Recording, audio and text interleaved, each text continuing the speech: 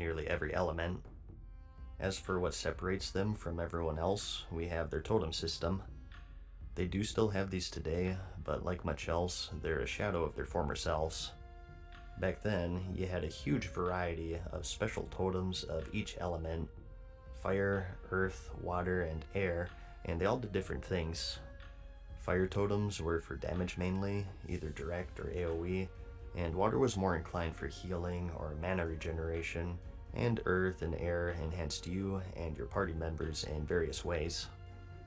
Now, it would be exhausting to list every single one, but you had totems that buffed the weapons of your party members with Wind Fury, giving their melee attacks a chance to proc extra attacks. That was quite a popular one. You had one that broke fear, charm, and sleep effects for all group members every few seconds, which was extremely useful, and you had some that increased your stats, such as strength or agility, or others that reduced your damage taken, taunted enemies, increased resistances, and one that you could use as a sentry. Put it at a choke point of a battleground to give ample warning of an incoming attack. In essence, there are a huge variety, and it really made the class quite unique. This class was also distinct due to the fact that they had 2 lives. With their reincarnation passive, once every hour, you have the ability to resurrect yourself on the spot and hunt your enemies from beyond the grave. And as for their playstyles and roles, as I said, 2 DPS. Enhancement was originally designed to be for tanking actually, but it ended up being used for melee DPS more often than not. Your main damage came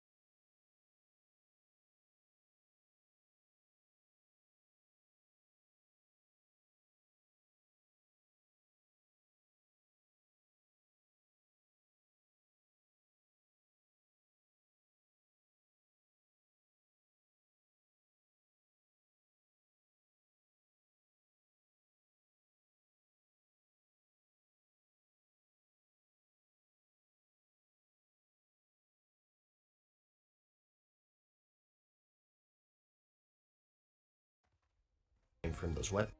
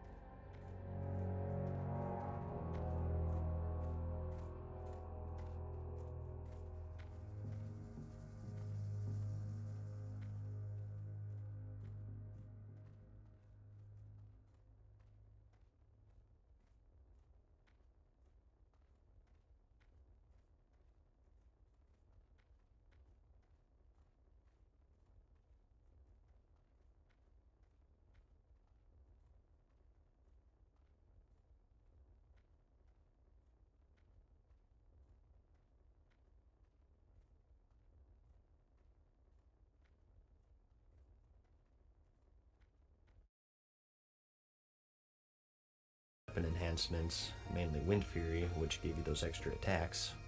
These could get quite ridiculous because they could proc off of each other. One of my favorite PvP videos back then was Unbreakable the Shaman. He had the legendary Hand of Ragnaros two-hander, and he fully displayed just how crazy enhancement shamans could be. Now, it is sort of a slot machine. Most fights didn't end with a single swing, so just keep in mind the power of video editing. But some people like that style because it's really satisfying when the stars do align and you just chunk your enemies. There are other choices though. You have Rock Biter, which increases melee attack power, but also threat, a remnant of their intended role of tanking, and also Flame Tongue, which gives some extra fire damage, and Frostbrand, which deals some frost damage, and also slows enemies. It's not just all auto-attacking though. You do have quite the variety of spells to support and complement your melee, such as Frost Shock for slows, Earth Shock for interrupts, some self-heals, and combined with your totems, you're quite versatile actually. If consistent damage is more your speed, I enjoy Elemental. This focuses on magic damage, of course. They're still bursty, and they pack quite a punch, but compared to Enhancement, it's more controlled through the use of cooldowns and trinkets. Their big one being their Elemental Mastery buff, which made you see some big numbers. A more durable caster DPS with their ability to wear mail armor, and with their Ghost Wolf form and various slows, pretty slippery too. As for heals, we have the Restoration spec. You have the normal stuff that you'd expect. You got a quick panic heal, and slower but bigger one, and even a totem that heals party members. Something that made them quite good though is their chain heal. AoE healing wasn't really a thing at the time, and the spell was great for that very thing, so it kinda made them specialize in group healing. And combined with your totems, you are an extremely valuable class in both PvE and PvP. They're a bit too good though, because like druids, paladins, and priests, in the raiding scene, they're most commonly healers. Enhancement has damage troubles, and much like the Shadow Priest, Elemental has mana problems, so a lot of the time if you are raiding, you are healing. Compared to the other classes, I think you're able to find groups easily as a shaman, since their totems are so good. I mean, you're gonna have the easiest time trying to get in as a healer, but if you're bringing Wind Fury or extra mana or a Fear Breaker to the table, I think your chances are pretty good. Arguably the best support class in the game, so if that's your cup of tea, you'll be very happy with this choice, I think. But that's about it. Those are all 9 classes of vanilla World of Warcraft. Their strengths, their weaknesses, and just the weird quirks that they had back then. I hope that this video at least gave you a general feel of how they play and what roles they play. Again, I didn't want to go too hardcore with endgame and DPS or healing, I just wanted to cover their playstyles and the things that make them unique. I mean, this video is nearly an hour long already, so I probably went on for too long anyways. It's kind of funny how I set out for this to be a casual guide, but here we are at 50 minutes, so I guess I'll just sign off here. Lions, which made them the envy of every other priest. The Horde ones are much more closer, I'd say though. Just 2 races available for priest, which are Undead and Troll. The Undead get the Touch of Weakness, which is the melee attack on the caster will cause some shadow damage, and reduce damage caused by the attack by 20 for 2 minutes. And a bigger one is Devouring Plague, which is an extra dot. Afflicts the target with a disease that causes some pretty heavy shadow damage over 24 seconds, and heals you for the amount inflicted. 3-minute cooldown, and quite a high mana cost. Trolls get the Hex of Weakness, which weakens the target, reducing damage caused by 20, and reduces healing by 20% for 2 minutes with no cooldown. They also get Shadow Guard, which is a 3-charge shield, which triggers when struck in combat. It does a bit of shadow damage to the attacker, basically a shadow version of the Shaman's Lightning Shield. For PvE healing, I like Undead over Troll. In addition to those priest racials, it's Will of the Forsaken versus Berserking basically, and I think a CC breaker is much more valuable than some extra casting speed. As for the priest racials, nothing really too crazy in the PvE healing scene. You really don't want to use Devouring Plague since it's such a high mana cost. I think the strongest is actually the Hex of Weakness for the Troll. There aren't many, but there are some fights that have healing mechanics, and if you don't have a Mortal Strike in the raid, this can be a good backup. Off the top of my head, the Ebonrock fight would get some use out of this if your Arms Warrior is absent. Something to keep in mind though with 1.12 is that you can only fit 16 debuffs on one single enemy, so guilds are kind of picky with what debuffs that they want active.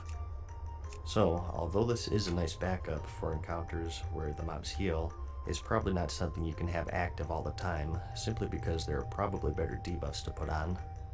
It depends on your raid makeup really. So, both of these are good choices.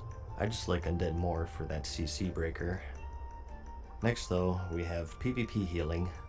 Although it was a much tougher choice here, I still have Undead at number 1.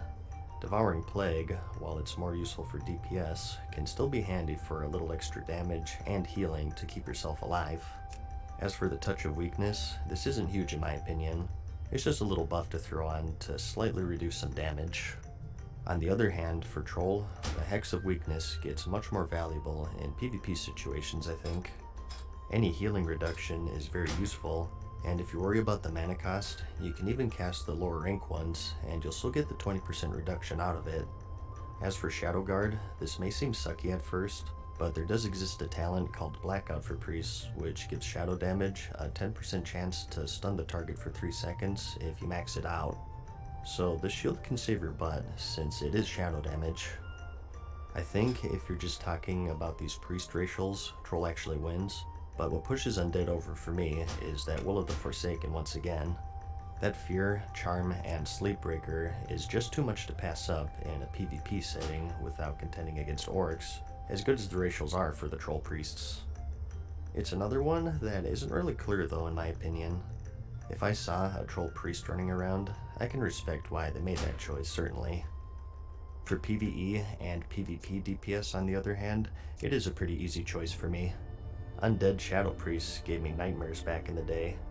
I think that they were the best 1 vs 1 class in the entire game, maybe being countered only by a Retribution Paladin or something.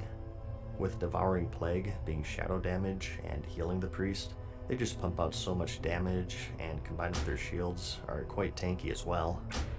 Really, they're one of the reasons why I value Stoneform so much in my Alliance video. So for PvP, I think it's an easy choice here. It's a Fear Breaker and a Super Dot versus some casting speed, a healing debuff, and a stun shield with the proper talents.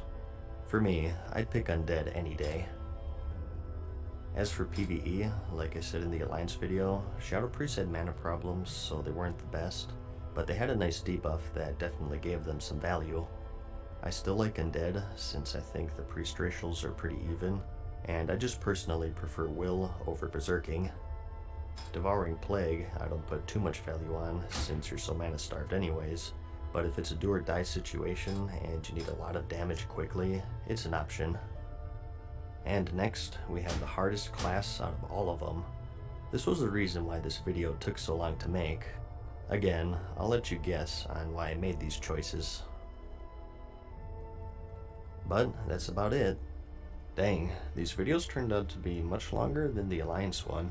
Sorry about that, but again, the Horde have such great racials that a lot of these require more thought and explanation. People used to say that if you want to be the best at PvP, you go Horde, and I gotta tell you, I agree with them. Alliance racials are strong in their own right, but the Horde just take them to the next level in a vanilla setting, I think. And PvE as well. It's harder to find a race and class combination that doesn't synergize well as Horde in my opinion. They're just good all around. Note that these are just my opinions. I don't pretend to be all-knowing in this game, but at the very least, I hope that my logic sort of helped you in your choices.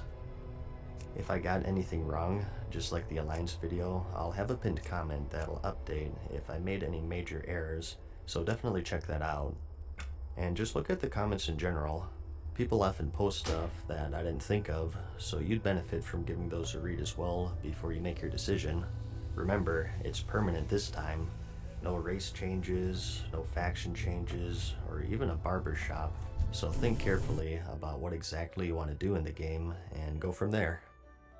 If the Alliance is more your speed, I'll have a full guide similar to this one linked in the description for you. And now that I have both masters covered, I think I might work on a classic next. So keep an eye out for that if you enjoyed this. I hope that you found the video helpful. Like it if you liked it, and I'll see you in the next one. Peace.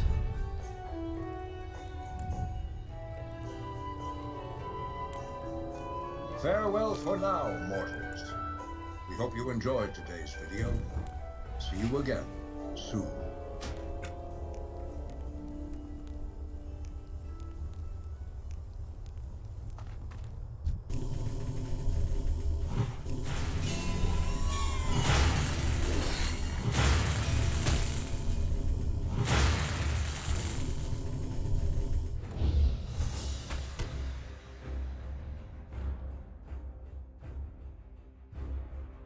Hey guys, what's up? Mad Season here, back with another video for you. So, you've decided to join many others in the world of Azeroth as it was in 2004 to 2007, referred to as Vanilla or Classic. I'm to deal some AoE damage.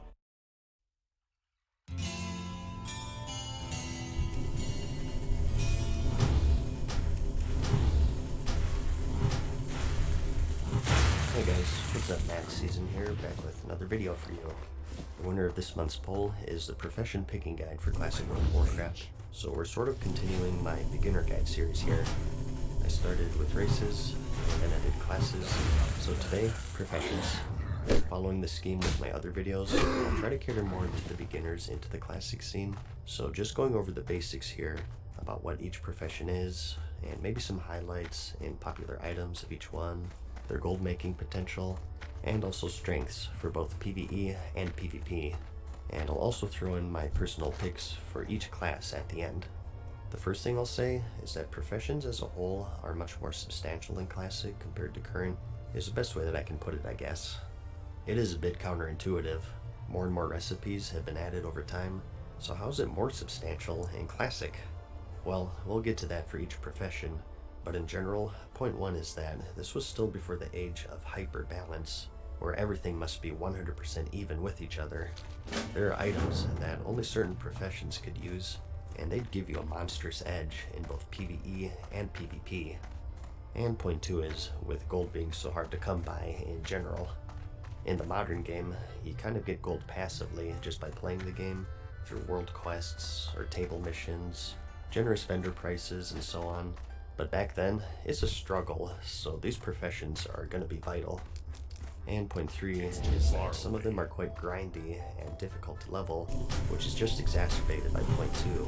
So knowing what you want and what each one gives will save you a lot of time and money down the road, so you're not constantly switching around. We have 12 in total, and that's 9 primary and 3 secondary.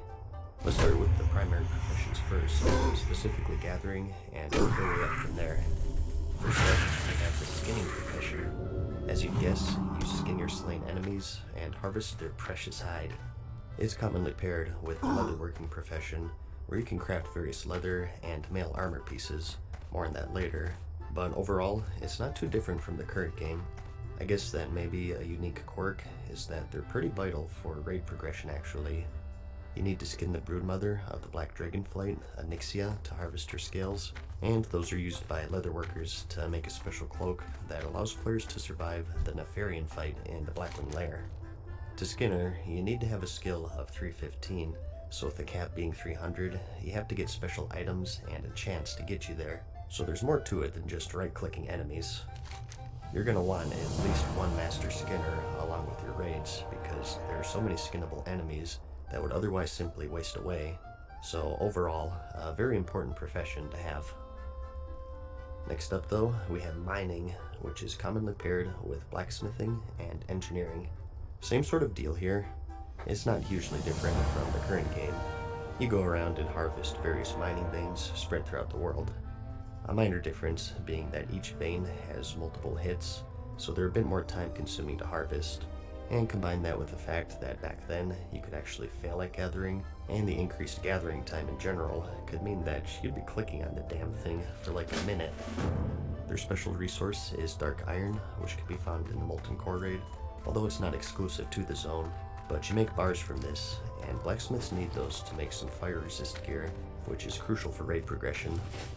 Smelting them requires a bit of work though, as you have to complete a quest to learn the recipe, and you can only smelt them at the Black Forge, which is located deep inside the Blackrock Depths dungeon. There's also the Elementium ore, which you don't mine, but rather you loot off the technicians in the Blackwing Lair raid. But to smelt them, you have to be a miner. You learn the recipe from the elemental shaper Crixix, who's a hostile NPC found in the same raid, but if you have a priest, you can mind control him and converse with him, and he'll teach you the recipe. Elementium is most notably used for the creation of the Thunder Fury legendary, which is the best tanking weapon in the game Core Classic. So again, another crucial profession to have in your guild. And as for herbalism, for those who feel more at home frolicking through a field of flowers, this is the profession for you.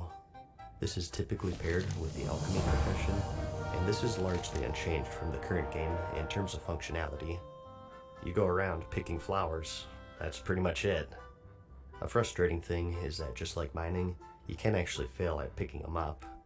Don't even ask me how that works. Maybe you're a bit too manly like me, so you have to focus your thoughts on more feminine things to properly pick them up. But your big endgame material will be the Black Lotus, which is used for high-end flasks, and an item called the Gurubashi Mojo Madness, which you need for an optional boss in the Zul'Gurub raid. I guess one thing to say is that back then, you could only track one resource at a time on your minimap, either herbs or mining nodes, not both. So for those who want double gathering professions, you may be better off just grabbing skinning as a second, unless you feel like constantly switching between herbs and veins. Next, for the crafting professions, let's just go alphabetically here, starting with alchemy. With this, you of course make a variety of consumables to aid you in your adventures, and you have 3 types, and that's potions, elixirs, and flasks. Potions are a bit overpowered in Classic because you can use multiple ones in battle actually. In the current game, you'll notice after using a potion, the cooldown only starts ticking after you've exited combat. It's why pre-potting before pull is so important, but in Classic, the cooldown starts regardless if you're in combat or not. And you have the stuff that you'd expect, health potions, mana potions, rage potions for you warriors out there, and potions to absorb certain elements. Fire, nature, and frost are going to be the biggest ones for PvE. You also have free action potions, which are abbreviated to FAP, which breaks and provides immunity to stuns and snares. Extremely crucial for PvP. You have potions to remove curses, diseases, poisons, potions to increase armor, and it goes on and on. As for the elixirs, these are more long-term effects. This was also before Blizzard distinguished between battle and guardian elixirs, so you could stack multiple offensive and defensive buffs. Typically, if they didn't provide the same stat increase. For example, you can stack an elixir of the Mongoose with the Winterfall Firewater, but you can't stack a greater agility with a lesser agility since they're the same stat. And you also have flasks, which you can only have one active at a time, just like current. We have increased resistances, mana, immunity, but root and pacification, spell damage, and health. These take quite a large amount of materials to make, and they're only craftable at special alchemy labs. In vanilla, only found in the Skullman's dungeon and the Blackwing Lair raid. Yeah, no one thought it prudent to, build a lab that isn't surrounded by monsters. So, some may find that annoying. I personally think it's kind of neat, and it adds a bit of flair to the profession.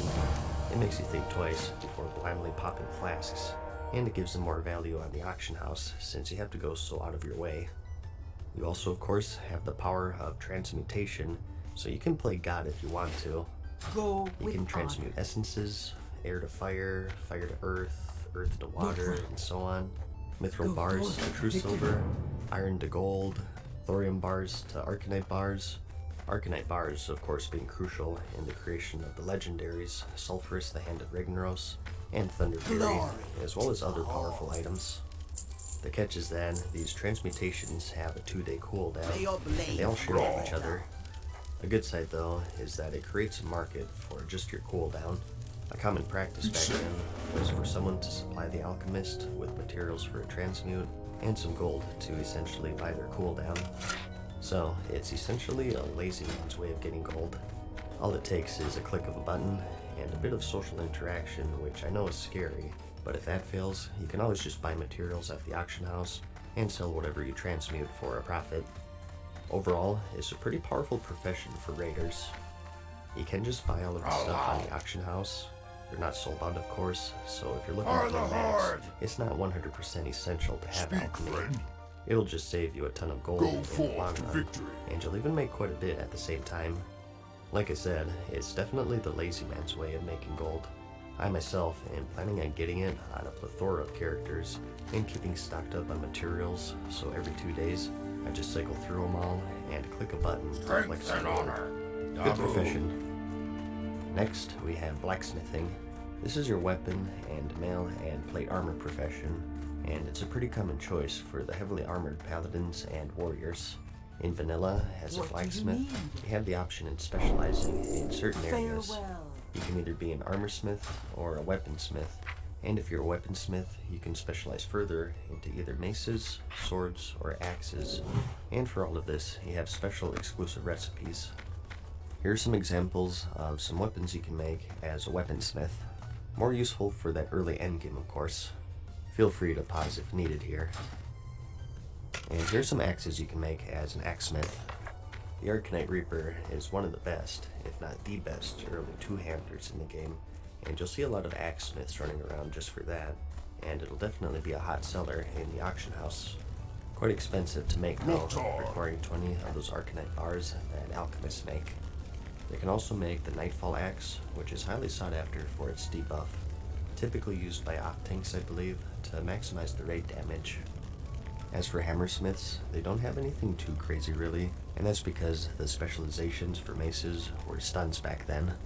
People wanted axes or swords mainly, because those gave increased crit and extra swings for rogues and warriors, whereas the mace stuns were really only handy for PvP.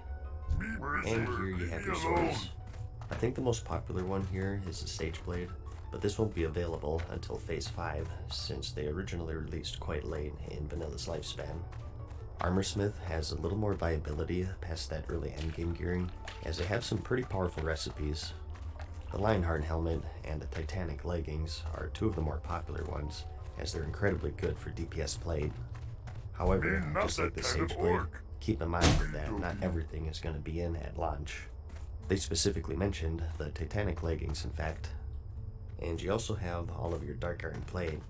Back then, you needed fire resistance for the Ragnaros fight and the Molten Core, or if there was a 3-minute range in PvP or something, through some quests and red grinding, you can get Dark Iron gear, which has a type of fire resistance.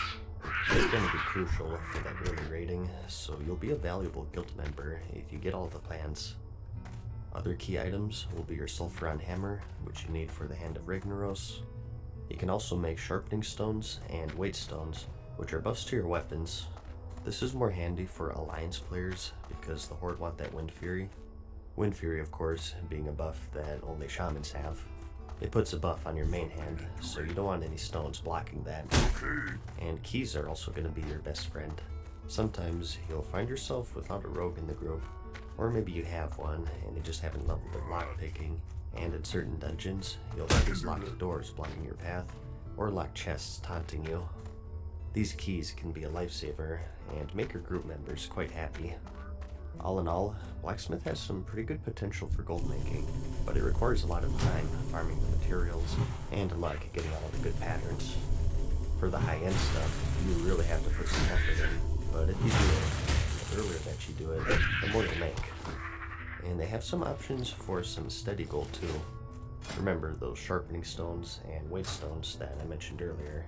Again though, that's going to be more favorable to the Alliance.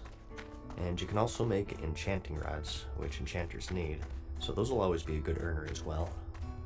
But next, we have the engineer.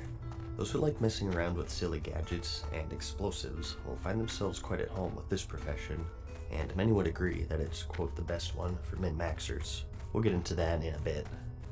The field repair bot is present in Classic, and it's just as useful as ever, even more so in fact, since there aren't any repair mounts. These were pretty much a requirement for any raiding guild back then, They can also make a selection of guns and ammo, making it an appealing choice for hunters. This gun was dubbed the Super Soaker in my guild for obvious reasons. And here you have your hunter ammo. You'll be needing plenty of this, as you burn through it faster than you'd think. Keep in mind that even if you don't use guns, there exist NPCs in your main city that trade bullets for arrows, making this an appealing choice for even bow wielders out there. They can also make a helmet for underwater breathing, which is more useful in Classic due to the shorter breath timer in general. And you also have a selection of trinkets, which is notable since good trinkets are much harder to come by in Classic. My favorites were the elemental ones, where you could reflect spells. I always kept an ice reflector on hand for those pesky mages, and the fire one is especially useful if there's a 3-minute mage gibbing you. You also have the goblin jumper cables, which can sometimes bring a player back from death. Being a rogue who's quick with the vanish when things went awry, this saved quite a few corpse runs for my party, I'll tell you what. It's also great for a hunter who feigned death. And we also have the stun bombs. As an engineer, you have access to a variety of grenades that deal some AoE damage, and also incapacitate your enemies. There are a bunch of different ones, but as I remember, most people stuck with the iron grenades since they were the most cost efficient. There are higher level ones that do more damage, but they cost an arm and a leg to make, so it really depends on how much you're willing to invest there. So these are absolutely crucial for PvP, but they're still pretty good for PvE as well. And you also have the Sephorium charges, which are equivalent to the blacksmith keys, just a little more brute force. Similar to blacksmith, you have different expertises to choose from, just 2 this time, and it's gnomish or goblin. Gnomes focus more on gadgets, such as the mind control cap.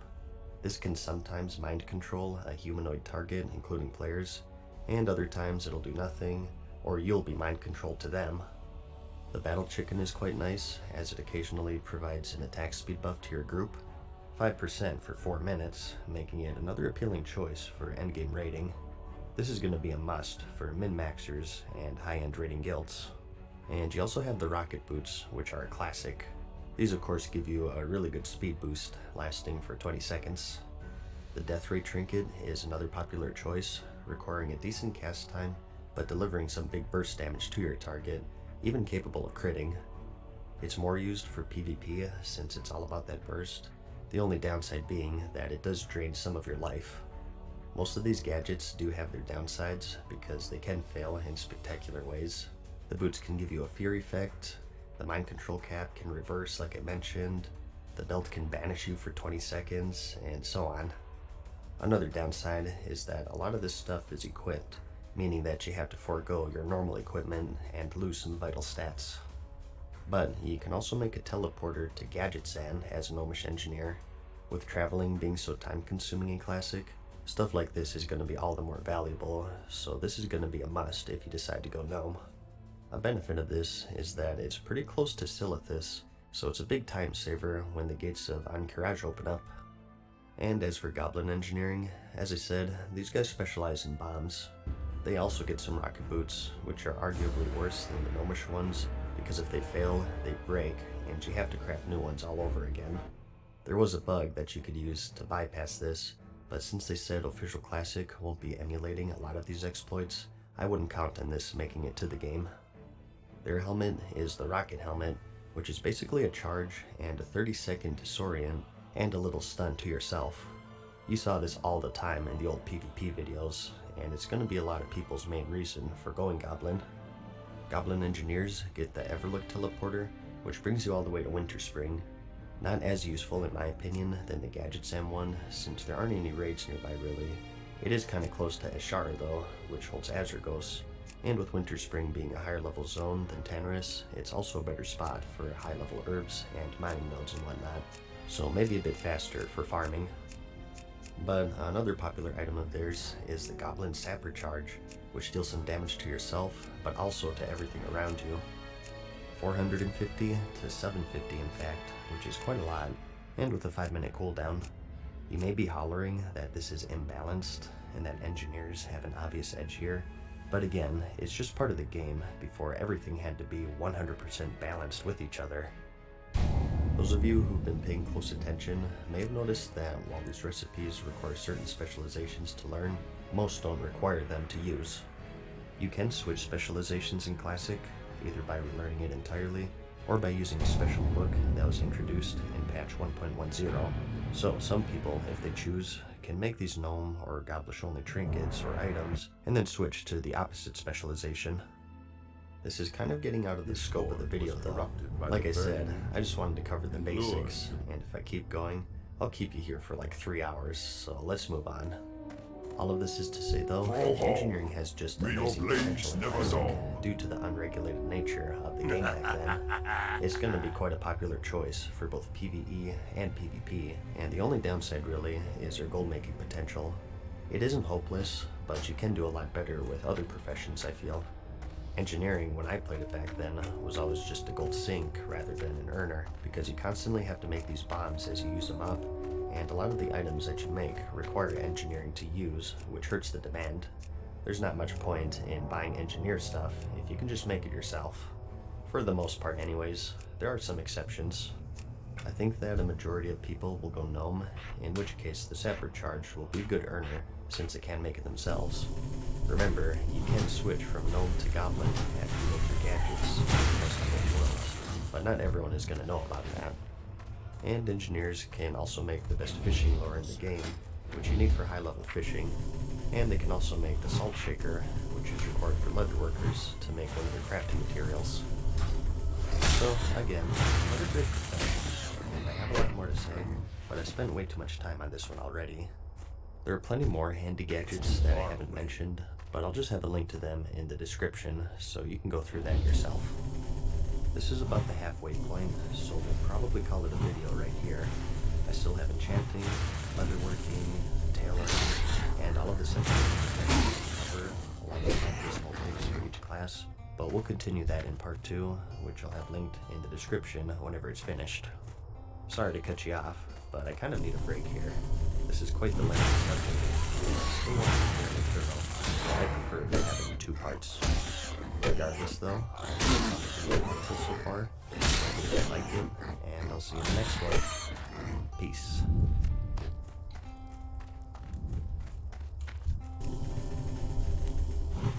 Farewell for now, mortals. We hope you enjoyed this video. See you again soon. I'm out of range.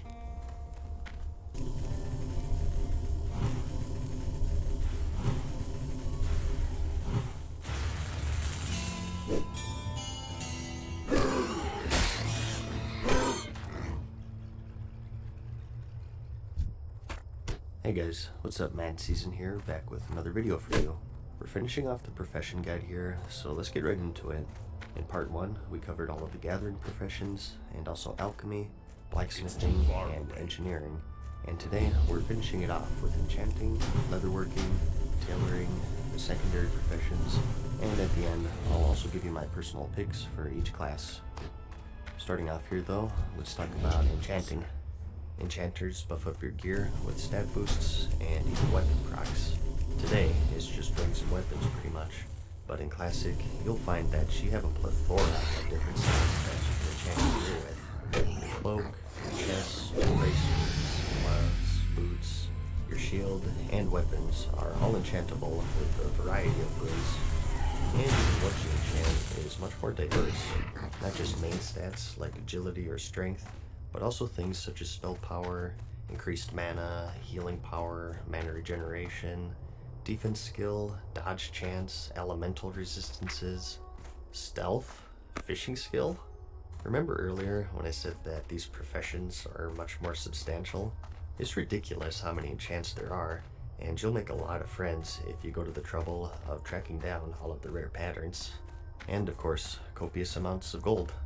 The only guy I knew who hit the gold cap back in vanilla, which I believe was 214,000, was an enchanter. He was sort of the extreme because he was in the #1 guild for a faction.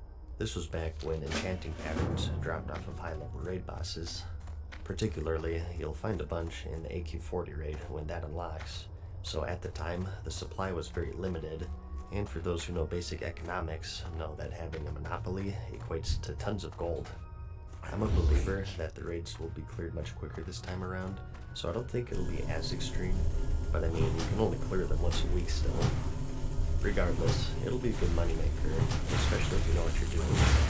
The popular enchants with the Crusader, which was a strength proc for melee, you needed Righteous Orbs, which you got from the strategy mainly. I spent quite a while in that place just for those, and Agility was a good one for hunters and for the offhands of rogues. And you also have Spell Power and Healing Power for the casters, and all of those various stat increases I listed earlier. And they can also make weapon oils, which are sort of the equivalent to the blacksmith's sharpening stones and weight stones. These increase spell power and spell crit for caster DPS, or mana per 5 and healing power for healers. Something to note here is that this is before the advent of vellums. You can't simply enchant one and throw it on the auction house. To enchant someone's gear, you have to put it in the do not trade window, and you enchant it from there. A downside, obviously, is that it's a little more cumbersome, but a plus is that it promotes more interaction between players, which is one of the main aspects you'll find with the game. I actually prefer it this way, if you ask me. You may be wondering what profession to pair this one with, as herbing, mining, and skinning aren't related. Usually it's tailoring, and that's because it's really the only self-sufficient crafting profession. You get the materials for tailor just by looting cloth, and you can make green items to disenchant to stock up on enchanting materials, but we'll talk more about that later. Next up though, we have leatherworking.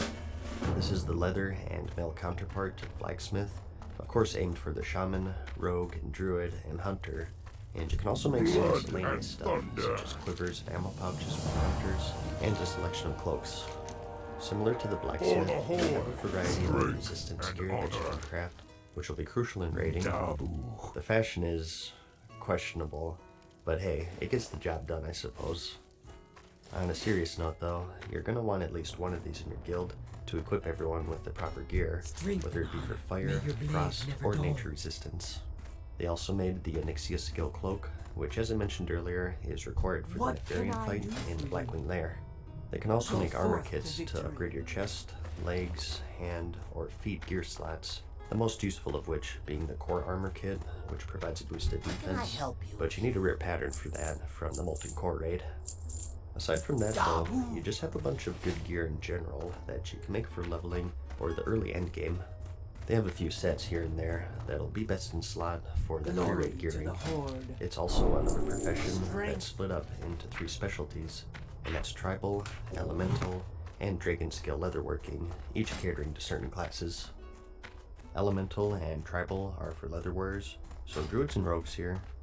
Usually, agility wearers go for tribal, mainly because of the Devil Star set, but you also have the Corehound belt pattern, which is your fire resist intellect belt. And as for elemental, you have the Storm Shroud set.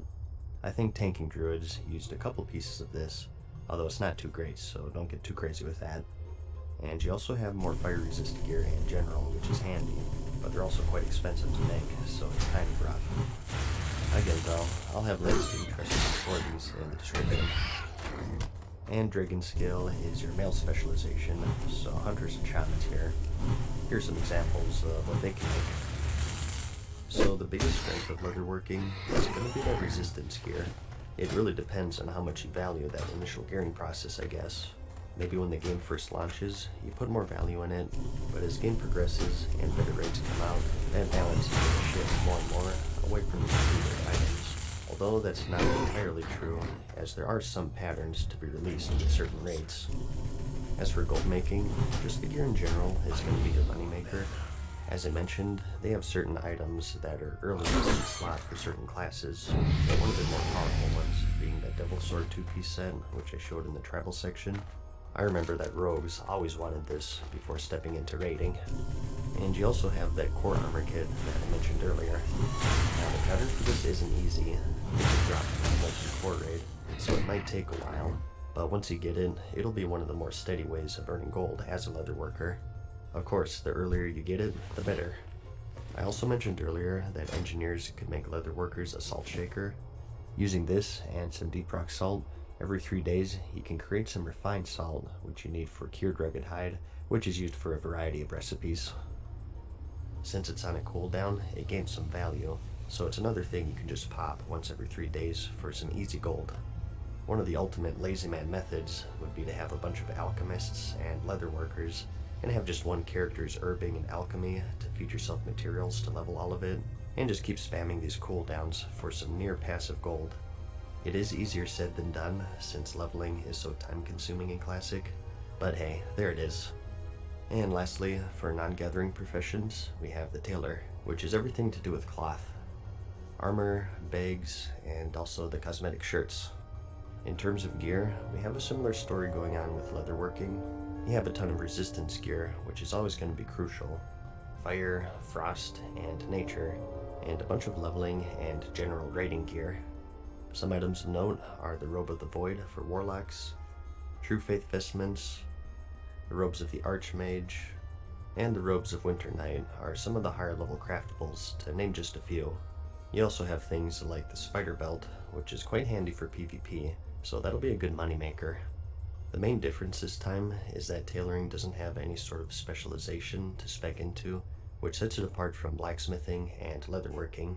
So a little less depth, I think, but also more freedom since you can learn every single pattern. It just depends on your perspective, I guess. They also, of course, make bags, which are always in high demand. We did get some profession bags in vanilla, such as the herb satchels and enchanting bags and whatnot, and even soul shard bags for the warlocks, but also the normal bags, obviously. Your biggest one being the bottomless bag, which requires a rare pattern and a ton of materials, but again, if you can get the pattern, you're all set. As for gold making, the bag market is going to be your most steady source of income. Certain pieces of gear will be in higher demand than others, especially in the pre-raid gearing, and as these raids release, you can bet on resistance gear always seeing a surge in activity. And they do also have a cooldown mechanic like alchemists and leatherworkers. This time, it's moon cloth. Every 4 days, you can purify 2 fell cloths into 1 moon cloth, and this is used for a variety of high-level gear, and also that bottomless bag that I mentioned earlier. So another good choice for the lazy man's way of earning gold. The only caveat here is that you can only craft it at these moon wells, which are located throughout the world. Not as hardcore as the alchemy lab though, since it's all outdoor content, so it's all soloable. And lastly for this video, I'd like to cover the secondary professions. These are professions that everyone can and should get. You don't need to choose between these or anything else, and there are no downsides to learning them, and that's cooking, fishing, and first aid. Talking about cooking and fishing here first, these really go hand in hand. Cooking was pretty much designed to be learned from fishing, so you definitely want to have both of these. For fishing, you fish. It's pretty self-explanatory. In Classic, it's more time-consuming. Over the years, they've sped up fishing to make it more appealing to players, but in Classic, you'll find that your cast bar moves much more slowly, so it requires a lot more patience. But it's also important because, like I said, you use it to level cooking, and there are also some fish that you need for alchemy, so if you took that profession, that's all the more reason to learn and level this. And there's also the Stranglethorn fishing tournament, which has some unique prizes tied to it. This is, of course, the weekly fishing extravaganza, where everyone rushes to the Stranglethorn Vale Zone and race to collect 40 speckled tasty fish. The first person to turn them in gets some nifty rewards. It's always quite a fun and hectic time, even more so in Classic, since the traveling options are much more limited. There's also the Gazrenka boss in the Zul'Gurub upgrade. You need fishing to summon them, so you'll want to bring at least one master intern with you when you step foot into this place. You can also fish up some Rumsey Rum, which is an alcohol buff.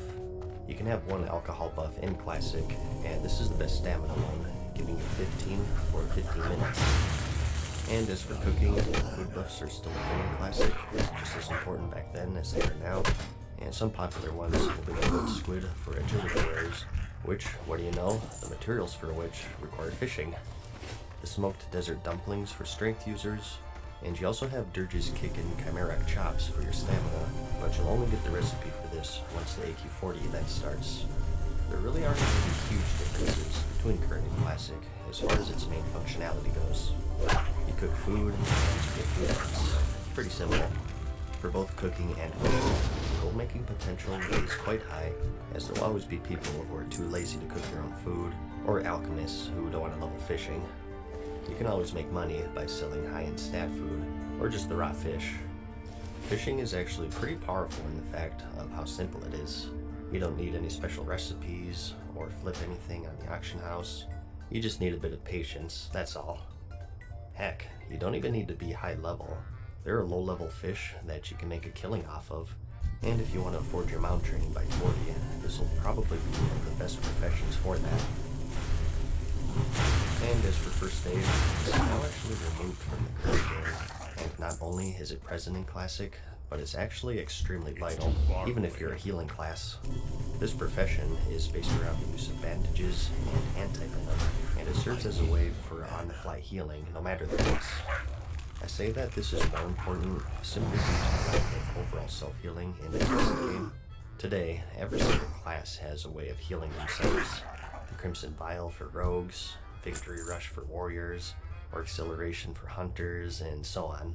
In Classic, however, you don't have any of this stuff, so any form of healing is going to be that much more valuable. It's the reason why it was removed in the current game. Once everyone got all of those self-heals, no one really used first aid anymore. You can bandage not only yourself, but also other players, as long as neither of you are getting hit, so it's mainly used out of combat or when the enemy's attention is elsewhere. And this is of course multiplied 10 times over in PvP. As a rogue, your wombo combo will blind your opponent and get off a full bandage very easily. And the same for mages with polymorph, warlocks with fear, and so on. Its gold making potential, as you'd guess, is next to nothing. You need first aid for the bandages, so the demand really isn't there. But that's about it. In summary, you've probably gathered just how much more depth and impact these professions used to have. To kill Nefarian, you needed a healthy stock of Onyxia skill cloaks, and to make the cloaks you needed a leather worker, but to learn the recipe, you need to kill her first and turn in her head, and to get the skills you need a skinner, but to skin her you get a special dagger, which only drops off a level 60 boss. And that's not even getting into all of the resist gear that you can only craft, or the creation of the legendaries, Thunder Fury, or the Hand of Ragnaros. Whether it be from going into certain specializations, or getting those ultra-rare patterns, you can really spend a lot of time honing your professions and exploring what they have to offer.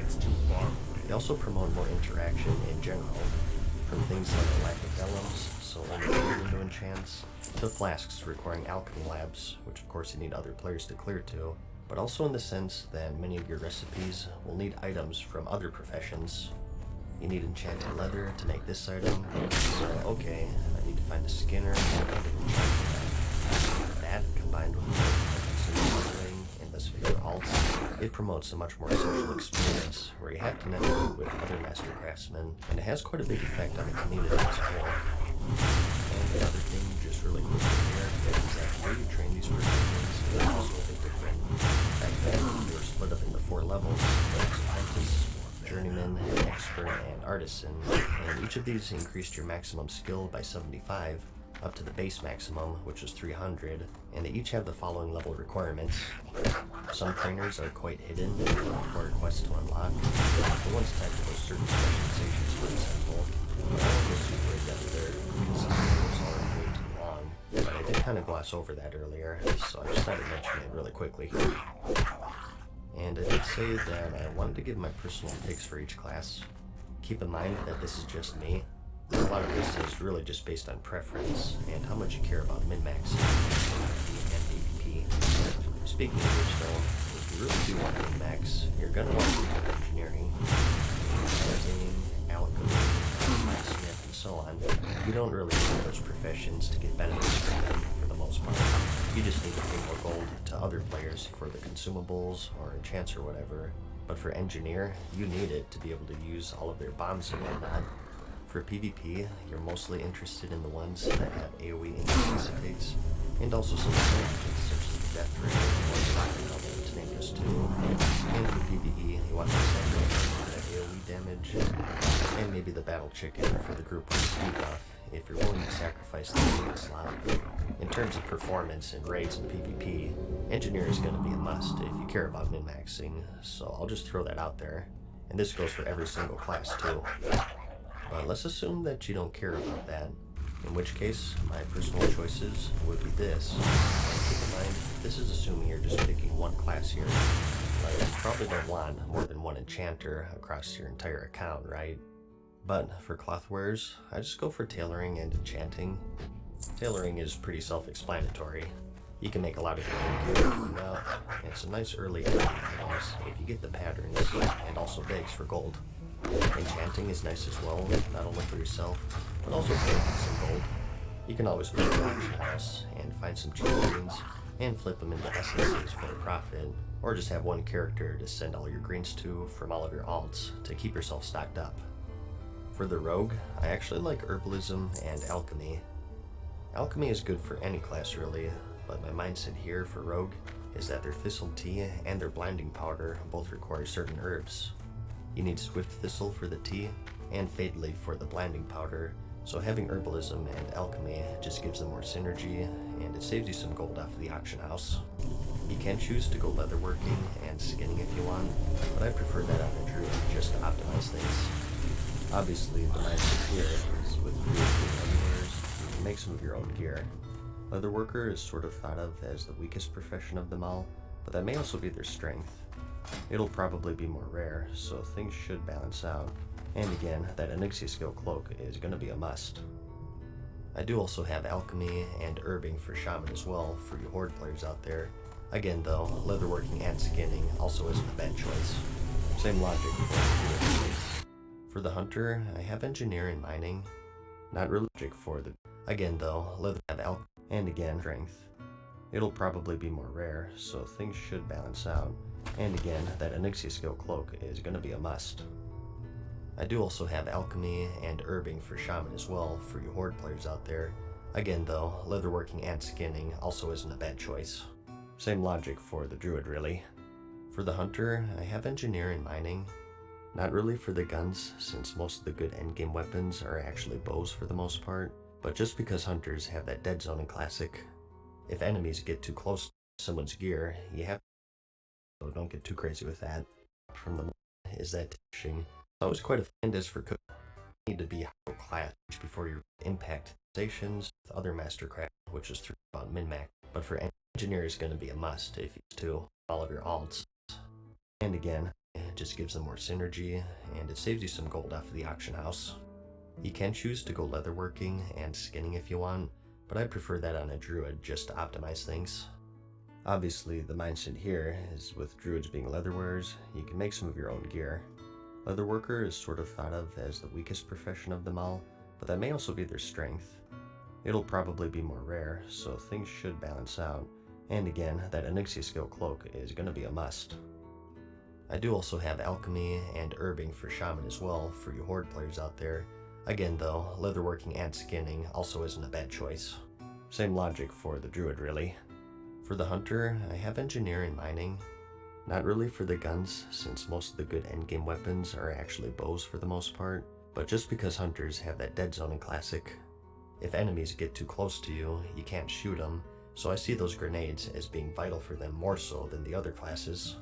And again, remember, even if you don't use guns, you do have those trade-ins for arrows in your major cities.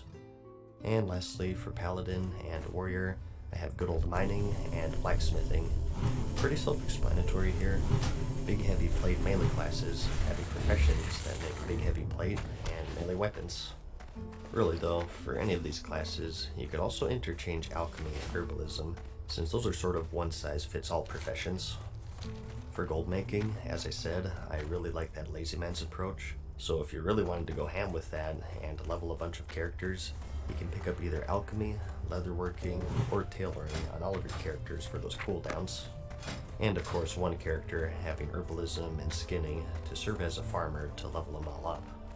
With this method, you can just keep track of your timers and flip items from the auction house or trade chat for that one-click profit. It will take about 4 years to get going, although to learn the artisan level of these professions, you only need level 35, so maybe not as time-consuming as most would think. But that's about it. I know that these videos are way longer than they needed to be. It's kind of funny how I always set out for these videos to be geared towards beginners, and they always end up being nearly an hour long. I think it just goes to show just how much depth they have in Classic. But if you thought I skipped over some stuff and you'd like a more in-depth guide, profession by profession, I highly recommend the YouTube channel Crusade, because he's covered every single one pretty thoroughly. I'll have a link to the playlist in the description for you. I hope that this gave you a good overall look at the professions as a whole though, and that it helped you narrow down your choices. If it did, I do have other guides aimed towards beginners that you may find handy. I have one for class picking, and 2 more for race picking for both the Horde and Alliance, and I'll have those linked in the description if you're curious. Anyways, I hope you found the video helpful, like it if you liked it, and I'll see you in the next one. Peace.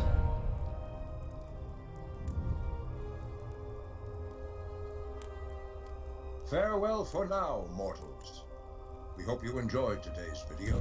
Go on. See you again soon. Greetings.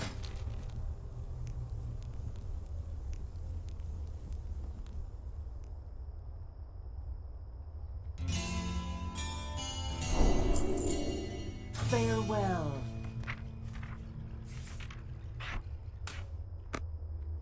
Hey guys, what's up? Mad Season here, back with another video for you. The World of Warcraft Classic release is approaching fast, and everyone is scrambling to figure out what they want to do. Class play, server type. How many diapers do I need to buy? In this video, I wanted to make a guide of sorts and build a checklist on how to prepare for the launch of Classic World of Warcraft, and also just give you some tips in general. So let's get the obvious stuff out of the way first, starting with the class. I won't go into each class one by one. The only thing I'll say is that the classes in Classic are very niche. It's not like the current game, where if you have a tank spec, you're just as capable as tanking as everyone else. For example, paladins, druids, and even shamans are capable of tanking, but warriors are seen as, quote, the best tanks in Classic, and as a result, most serious raiding guilds will focus their recruiting on warriors. For healers, priests are seen as the, quote, best, and as for DPS, retribution paladins will have trouble keeping up. It's the early days of MMOs, where all this stuff is still being worked out. There really wasn't a standard, so as a result, the balance is questionable in a lot of places. I am a believer that this time around, due to our increased knowledge and skill, things will be a bit easier, and therefore guilds will be more lax. I mean, people 5-manned Onyxia back in 2005, and that was pre-AQ40, so I'm pretty sure you can afford to have a Retribution Paladin or 2 in the raid. But still, in regards to raiding, class balance, or the lack thereof, is definitely something to consider. You can still find a guild that has a DPS druid. It's just going to be harder than, say, compared to a combat rogue, so you gotta stay realistic as well. As you can see here, I've listed each class and their viability as I remember it. This is a super fast and loose description, and it really doesn't do the classes justice. In my opinion, one of the cool things with Classic is that these classes bring more than just raw DPS, heals, or mitigation to the table. They have their own and completely unique tools and buffs that still makes them valuable to any raiding guild. For example, What do you need for the Horde?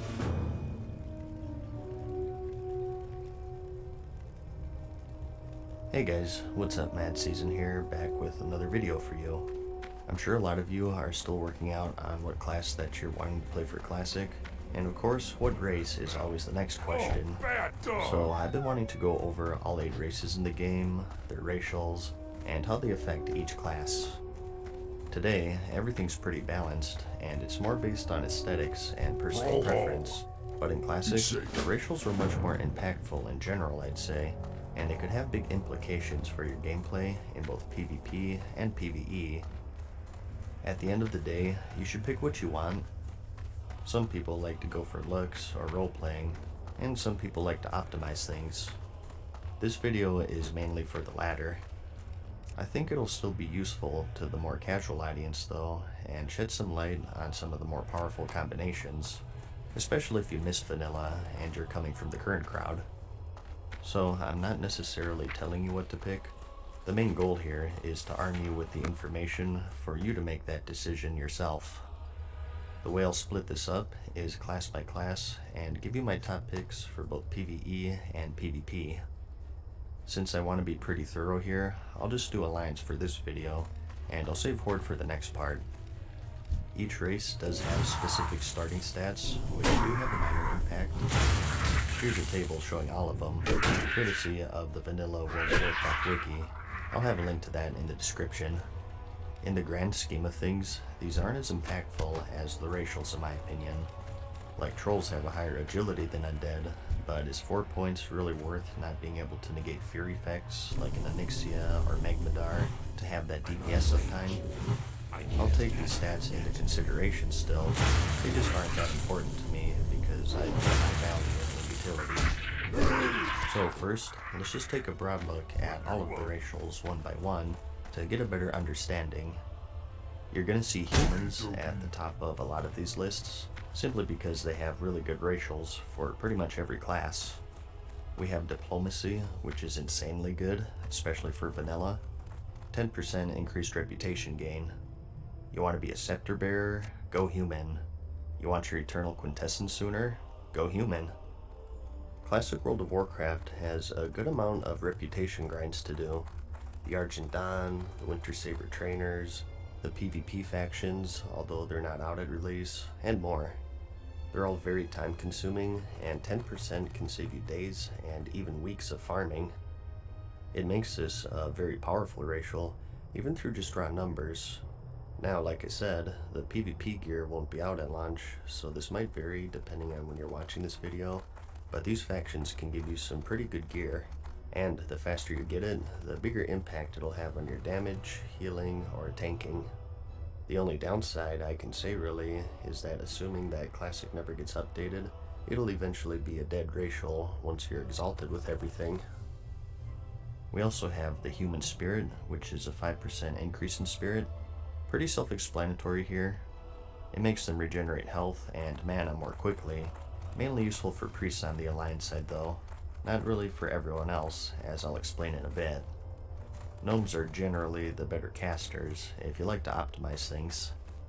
We also have Perception, which is increased stealth detection for 20 seconds. Obviously, a PvP-oriented ability here. Very useful across the board, but some classes get a little more benefit from it than others, as I'll explain later. And lastly, we have one of the best in the game for PvE, and that's their sword and mace specialization. Increased skill with swords and maces, both one-handed and two-handed, by 5. Vanilla World of Warcraft had something called weapon skill, and another stat called defense. Leave me alone. There are also attacks called glancing blows, which are basically normal attacks that do less damage. The higher your weapon skill in comparison to a target's defense, the more damage you'll do through these glancing blows. That alone is a very noticeable difference, but it also affects your chance to hit and crit. A 0.04% increase in all of these stats per weapon skill above the defense skill of your target. There's a ton of math and equations that go behind it, and it's something that's become very confused and convoluted due to private servers calculating things incorrectly and sort of muddying the waters. To sum it up though, weapon skill is very important to have for any melee DPS class. Like I said, it can even change your best in slot list. There's a set of level 44 mail gloves that non-human Fury warriors consider to be best in slot for quite a while, simply due to the fact that they have increased weapon skill. That's how important it is. Anyways, next up we have the dwarf. First, we have increased gun skill. Now, ranged weapon skill isn't as useful as melee weapon skill, simply due to the fact that there are no glancing blows for ranged weapons. You'll still get the added benefit of a higher chance to hit, but it's not anything huge. Some would even say negligible, and I'll go into further detail with that when we get to the hunter. We also have stone form, which makes you immune to bleed, poison, and disease effects for 8 seconds, also increasing your armor by 10%. This is great to have in both PvE and PvP. In PvP, it clears things such as the rogue's crippling poison, a long Uticide, an undead priest's devouring plague, which is big, and in Classic, there are a bunch of really horrible diseases that lasted for a really long time. It was so bad that if I was on my paladin in a major city back in the day, I'd get whispers all the time from diseased people asking me to cleanse them. So one of the best racials in my opinion. Note that there is a consumable in the game called the Jungle Remedy, which is sort of like a mini stone form. This cures just diseases and poisons, and it doesn't make you immune. Some people consider this as a half replacement to the racial, so you can sometimes sort of have the best of both worlds. For this video, I don't count consumables because really, there are a ton of other ones. Do invisibility potions count as a replacement to Shadow Meld? What about free action potions versus escape artist?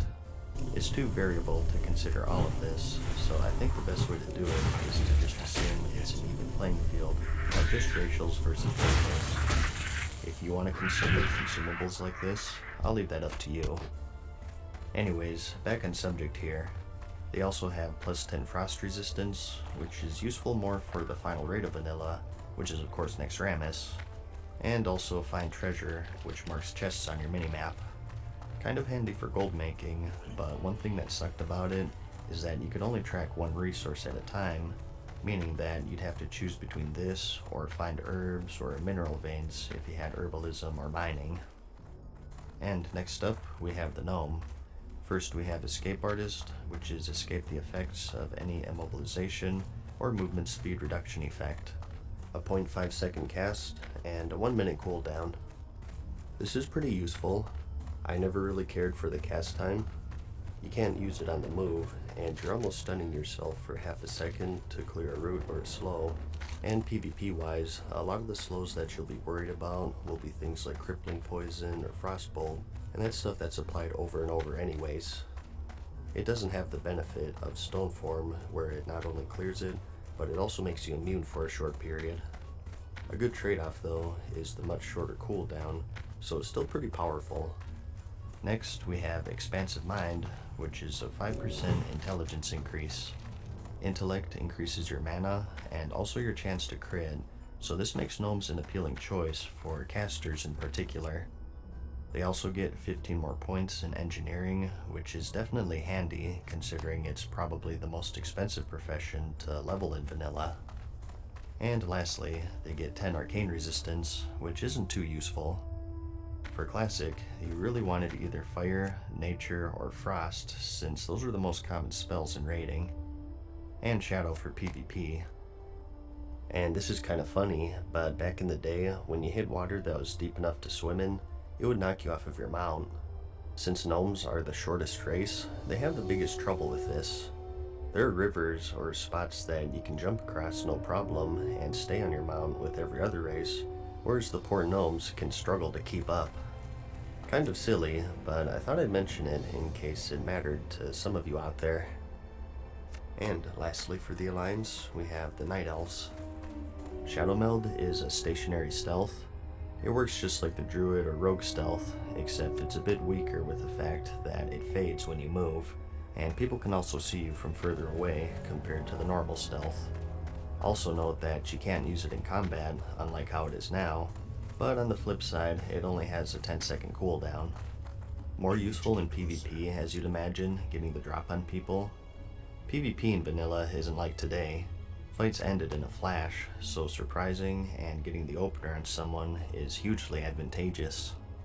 It ensures that you get a charge off as a warrior, or maybe you're a hunter defending the flag room. You can also eat and drink while it's active, which is also very useful. We also have quickness, which is 1% dodge. Pretty handy for tanks in particular, which puts them at or near the top for protection warriors for a lot of people, although I think humans are generally picked due to that weapon skill. You also have the Wisp form when dead, which increases your movement speed by 50%, arguably more useful in vanilla since you'll be dying more often, especially for that death run to Ironforge if you plan on doing that. And lastly, we have 10 nature resistance, mainly handy for AQ40 here, for Huhuran, and a couple of other fights. So those are all of the racials. By now, you might have a basic idea of where these really shine for what classes, but let's go over them one by one, starting with the Rogue. Talking swords here, humans obviously for that weapon skill, but honestly, it's not as powerful as it could be for the rogue.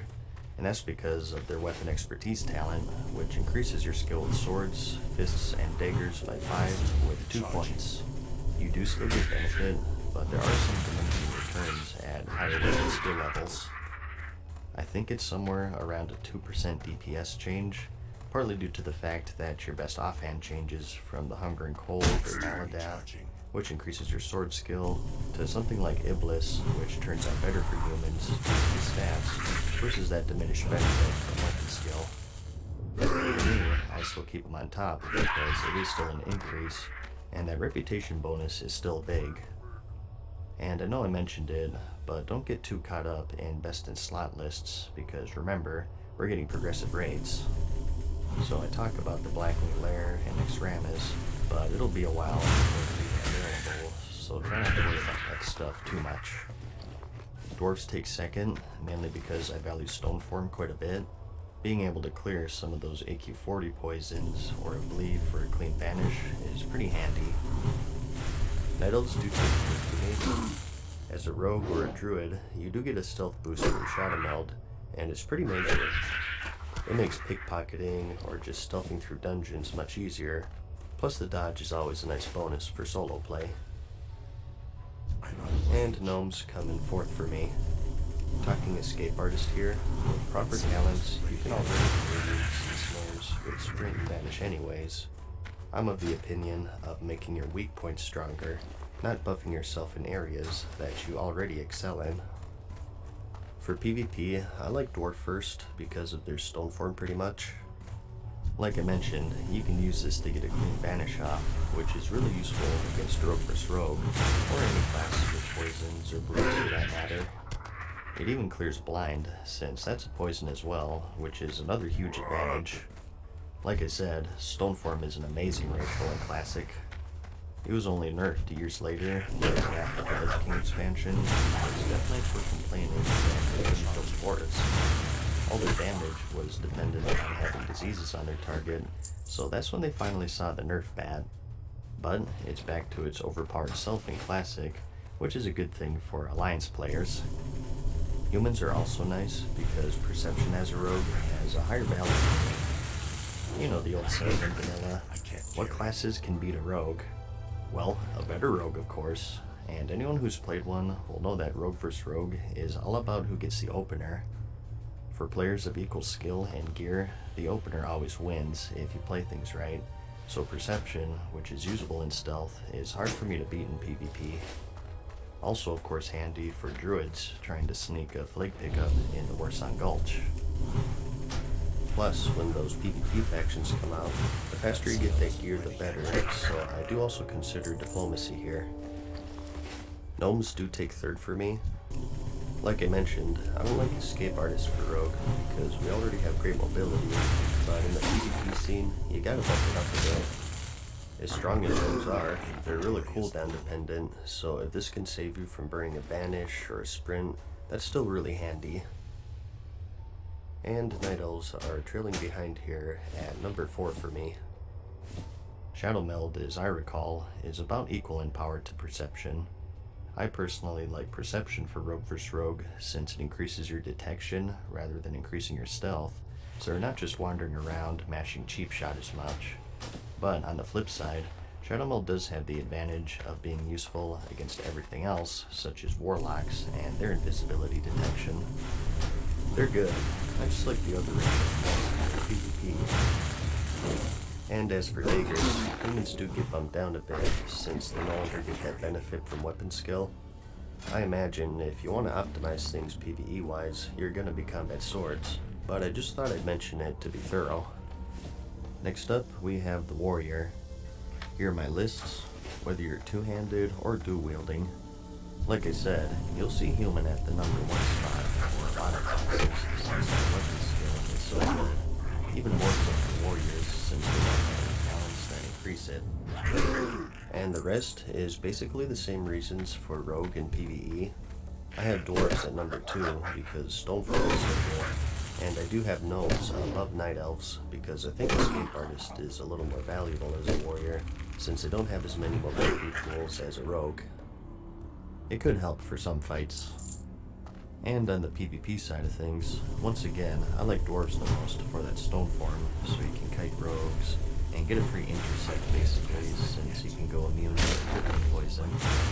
Keep devouring plague off you, since shadow priests are probably one of the best 1/1 classes in the entire game, and so on. Gnomes take second for me. Being able to clear a Frost Nova or a Wind Clip route is nice as a warrior, so really, either of those are great choices, I think. Third place is a tough choice for me, but I go with human personally. I like popping rogues out of stealth, I guess, so I like Sentry or Shadow Meld. But I think what puts it over the edge for me is that reputation bonus. There's some good play from both Iraqi Basin and Force on both reputations, which is sort of an indirect buff since you'll get it sooner as a gunner. For tanking, we have a few choices here.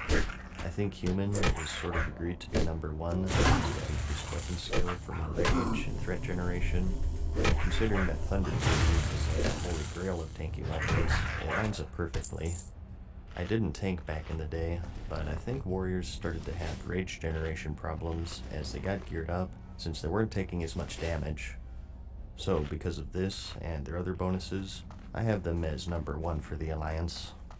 Night Elves take second place for me due to their 1% damage, and also nature resistance, which is notable for AQ4. Fourth is third for me. You do get 10% armor from Stoneform, plus the debuff clears and some frost resistance. It's more situational though, whereas humans and Night Elves get their bonuses in pretty much every situation. And Gnomes come in last. The only positive thing you can say really is Escape Artist, but I mean if you're tanking, you're probably going to have a Paladin in your raid, so any movement speed or route is not an issue anyway, since they have personal freedom, or just dispels in general. And the last thing you want to do while tanking is to cast something, which makes you unable to dodge and parry. So they take a distant fourth for me. Next, we have the Paladin, usually relegated to healing in the PvE scene, but I thought I'd cover DPS as well because why not? Human is a clear winner here for that weapon skill, especially for Retribution Paladins, since they're dependent on auto attacks anyways. You really can't beat that in my opinion. I say the same thing for PvP as well, and that's because the Dwarf Stoneform isn't as vital as a Paladin, I think. You can already cleanse poisons and diseases, and you have less of freedom for any movement and carrying abilities. Again, I like covering weak points instead of adding to strengths, so having that perception against rogues and druids and night elves and duels is a nice bonus.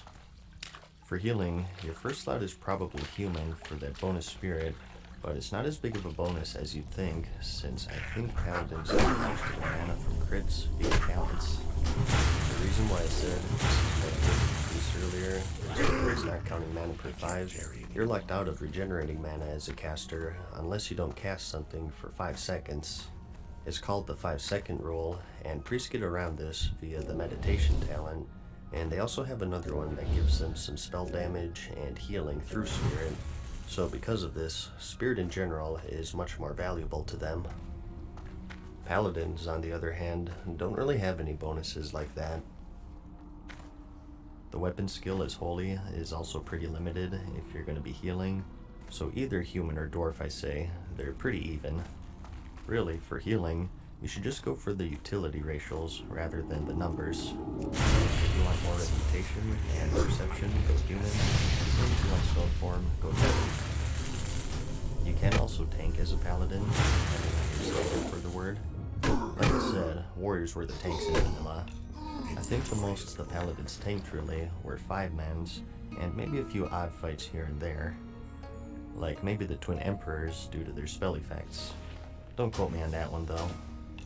I'd say human once again for the weapon skill, but I'm afraid I'm not much help here. Sorry. Anyways, next up we have the mage. 2 choices here, gnome or human.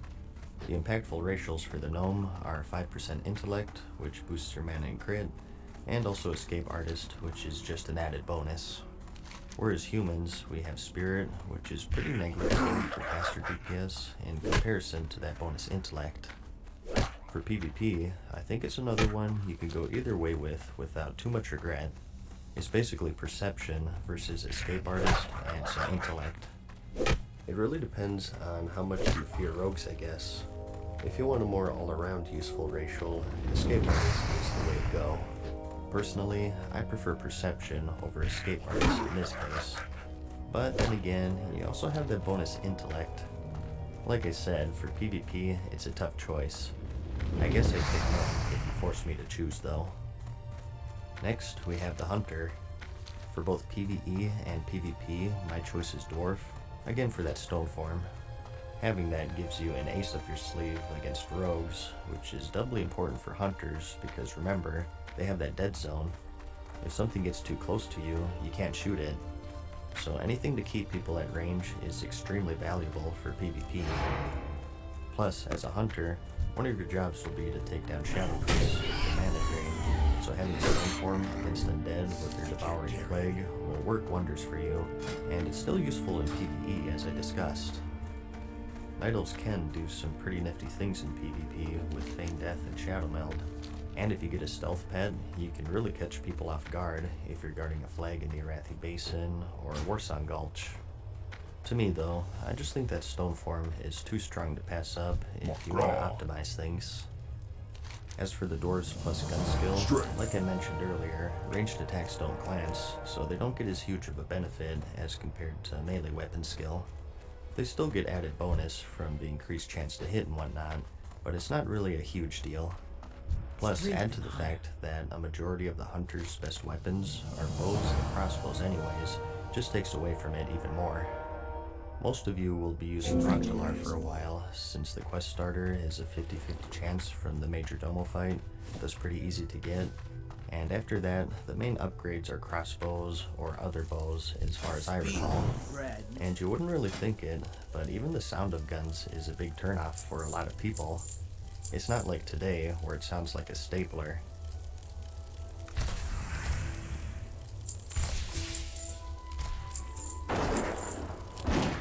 For the Horde!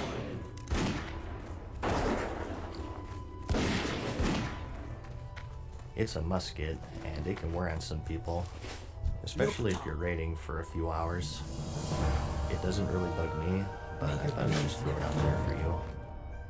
Night Elves do have their pluses as well. Like you saw on that table, they have a high base agility, which is of course the main stat for hunters. And like I said, Shadow Meld is great for PvP and getting the drop on people. Really, I think this is another one that you could go either way with without too much regret. I just like dwarves because I like stone form so much. Plus, they can bench more. Winding down here though, just a few more to go. Next up, we have the Warlock. Choices are Gnome and Human, just like the Mage, and it's a lot of the same reasoning. Gnome is the go-to for PvE for that 5% intellect. It dwarfs that spirit in comparison, especially considering that Warlocks generate mana through life tapping anyways, which if you have more mana, you'll even save some global cooldowns. And on the PvP side of things, you can already detect stealth as a Warlock, which lessens the value of perception in my opinion. As for Escape Artist, this gets a little more value compared to my logic with mages. Getting a fear off and clearing any hindering effects will definitely be handy. And lastly, we have the Priest.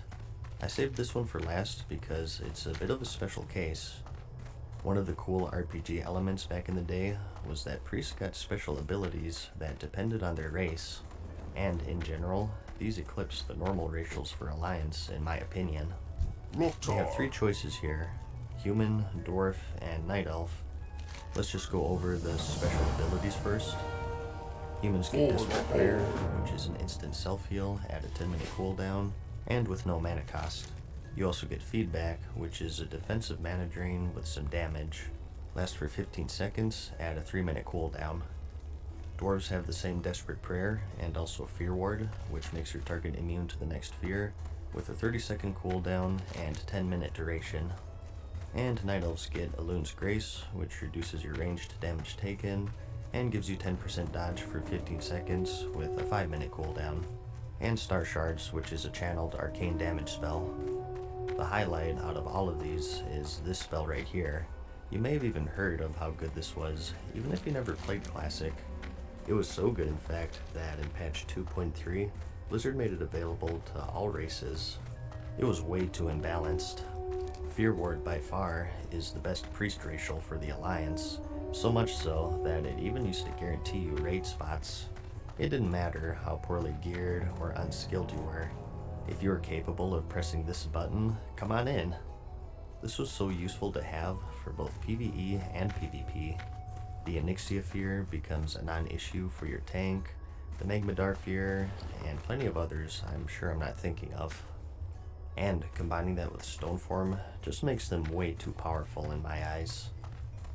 For those wanting the absolute best mana regeneration, Human is a good choice for that 5% spirit.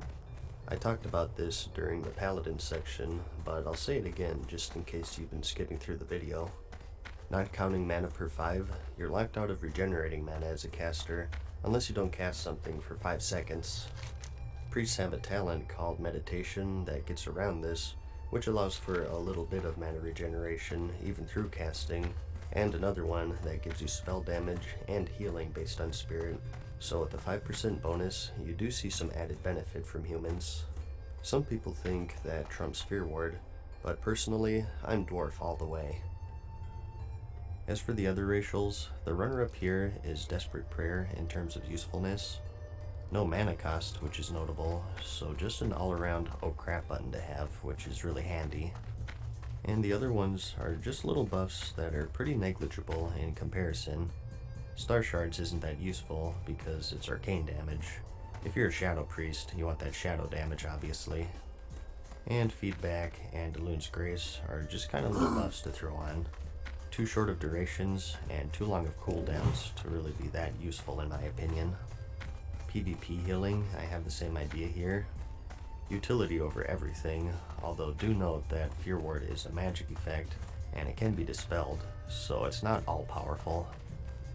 I also have the same with PvP DPS and PvE DPS. Guilds sometimes take one Shadow Priest for their Shadow Weaving debuff. I'm a believer that this time around things will be easier since these raids have been out for 14 years, and therefore guilds will be more lax and they'll take some of the lesser use specs more often. So with that and Fear Ward, you'll be quite the valuable member in a raid, even if you don't do the most damage. And lastly, we have the toughest choice, and that's the Druid. I know a lot of you struggle with this one, so here's my list for each category. I'll leave you to guess why I made these decisions. But anyways, that's about it for the Alliance. Again, at the end of the day, you should pick what you want. If you really like Arthas and you want to be just like him, make that Human Paladin. Or maybe you were like me and you thought that Dwarf Hunter in the cinematic was really cool, so you'll pick him. Just think carefully, because there aren't any race changes this time around. This will be the character you'll be spending 60 levels with. Again, this video isn't saying you must pick these races. The main goal was to shed some light on things that maybe you didn't know about. I know a lot of you are probably coming from the current game and you skipped Classic, so maybe you didn't know about stuff like weapon skill or the priest racials, so hopefully you gained some insight by watching this. Hopefully I hit all of the highlights. It has been over 11 years for me. If I have any corrections, I'll have a pinned comment for you to check out. If you have any suggestions yourself, post them in the comments, and read through them as well, as I'm sure there'll be some helpful information in there. I should be back soon with the Horde video. I'll post it in the description whenever I get around to that if you favor that faction. I hope you found the video helpful, like it if you liked it, and I'll see you in the next one. Peace.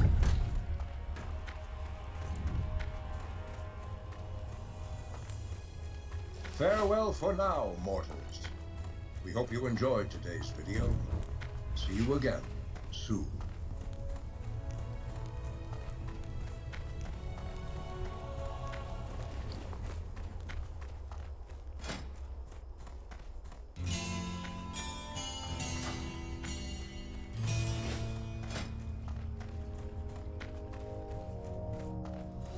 Hey guys, what's up? Mad Season here, back with another video for you. I'm continuing my race picking guide here, and as promised, in this video we'll cover the Horde. If you're Alliance, I do have a dedicated guide for that. I'll have it in the description. Sorry if I sound a little more dead than usual, by the way. I just got up, and this is the only time I have to record this today, so you'll have about 20 minutes of Super Saiyan Monotone 3. We'll follow the same format in this one, and there will be some repeat stuff just to warn you. I'm assuming that people won't be watching both videos, so I'll trade a bit of redundancy just for the sake of being thorough. I will say that this video was much tougher than the Alliance one. The stun resist, the fear charm, sleep breaker, AoE stun, attack speed. All four of these races are much closer to each other compared to the Alliance's four, in my opinion. Trolls are probably the weakest of the four, and I know they're the butt of everyone's jokes with their health regeneration, but they do have their roles, as you'll see. Each of these races have their own starting stats, as you can see. Like I said in the previous video, I do take these into consideration, but compared to the racials, these are really pretty minor, especially for the Horde, since they're so good all around. So, just like the last one, let's first just go over each race and their racials one by one, and then go over the lists for each class, starting with the Orc.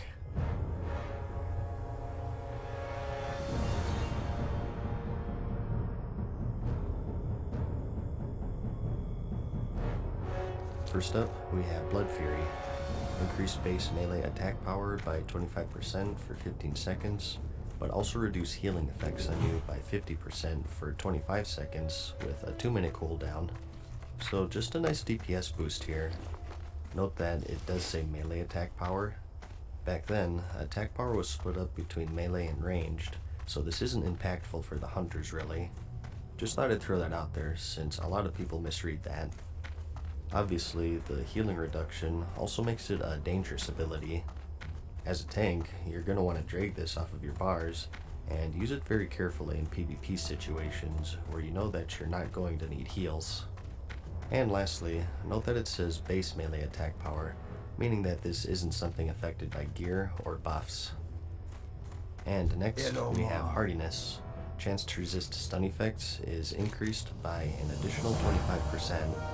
For PvP, this is probably one of the best racials in the entire game, and you'll hear me tout this throughout the video.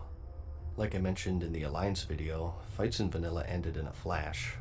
You really could die within a 5-second stun, which is why rogues were so popular, so having 25% resist, I can guarantee you it'll win you some fights. Warrior charge stuns, hammers of justice, the rogue's cheap shot and kidney shot. As a rogue, if I saw a group battle going on, I always avoided hordes, because I knew that I would be less effective against them. Why attack a target that has a chance to resist my stuns? Especially Orc warriors, they still give me nightmares. So it's very nice in the PvP scene. Not as huge of a presence in the PvE scene, but hey, it's there. And next we have Command. Damage done by Hunter and Warlock pets increased by 5%. Pretty self-explanatory here, just a nice DPS buff to have.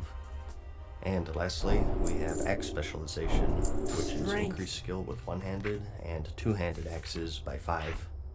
Now, I did go over this in the Alliance video, but I'll go over it again here for those who didn't see that. So feel free to skip past this portion if this sounds familiar, because it's the same thing pretty much. Vanilla World of Warcraft had something called Weapon Skill, and another stat called Defense. There are also attacks called Glancing Blows, which are basically normal attacks that do less damage. The higher your weapon skill in comparison to a target's defense, the more damage you'll do through these Glancing Blows. That alone is a very noticeable difference, but it also affects your chance to hit and crit.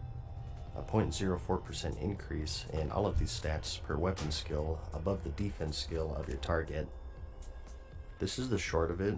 There's a lot more math to it and things like diminishing returns at higher skill levels. But to sum it up, weapon skill is very important to have for any melee DPS class.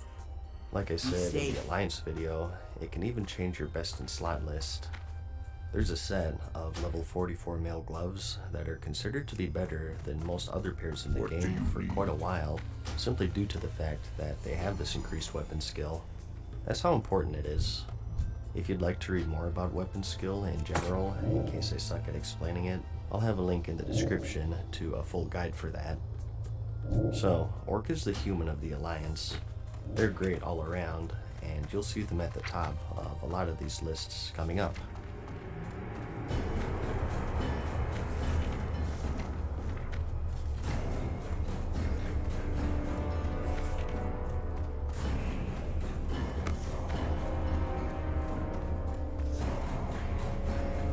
But next, we have the Forsaken. For racials, we have Will of the Forsaken. Provide immunity to Charm, Fear, and Sleep, and is usable while already afflicted. Lasts for 5 seconds with a 2-minute cooldown, so very similar to the Dwarf Stone form that you may remember, a CC breaker with some immunity. It's mainly focused for PvP, but it's still great for PvE.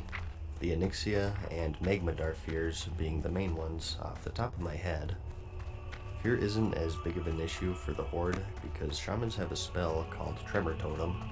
It's sort of a party-wide Will of the Forsaken pretty much, but still, not having to rely on that is still valuable, and you're not going to have a Shaman in every party I imagine. So, overall, a great racial for both PvE and PvP. Next, we have Cannibalize. Hey, just because they're undead, they have to be zombies? I'd be offended. This allows you to eat the corpse of any humanoid or undead enemy, including enemies, and it regenerates 35% total health over 10 seconds with a 2-minute cooldown, so just a nice little ability to have. It's mainly useful for leveling or grinding. It'll save you some money, which is more important than that since money is sort of a time maneuver in PvP as well. I always like not only do you kill someone, you also eat their corpse afterwards. That's pretty metal. Next is Underwater Breathing. Underwater breath lasts 300% longer than normal. Pretty self-explanatory here. There are some quests in the game that require some underwater stuff. And lastly, we have a plus 10 increase in shadow resistance. Spell resistance is a thing in vanilla. For PvE, you mainly want Fire for Molten Core, Nature for AQ40, and Frost for Nexramis. Shadow was more useful for PvP. In the grand scheme of things, 10 is a pretty negligible amount, but it's a nice bonus to have.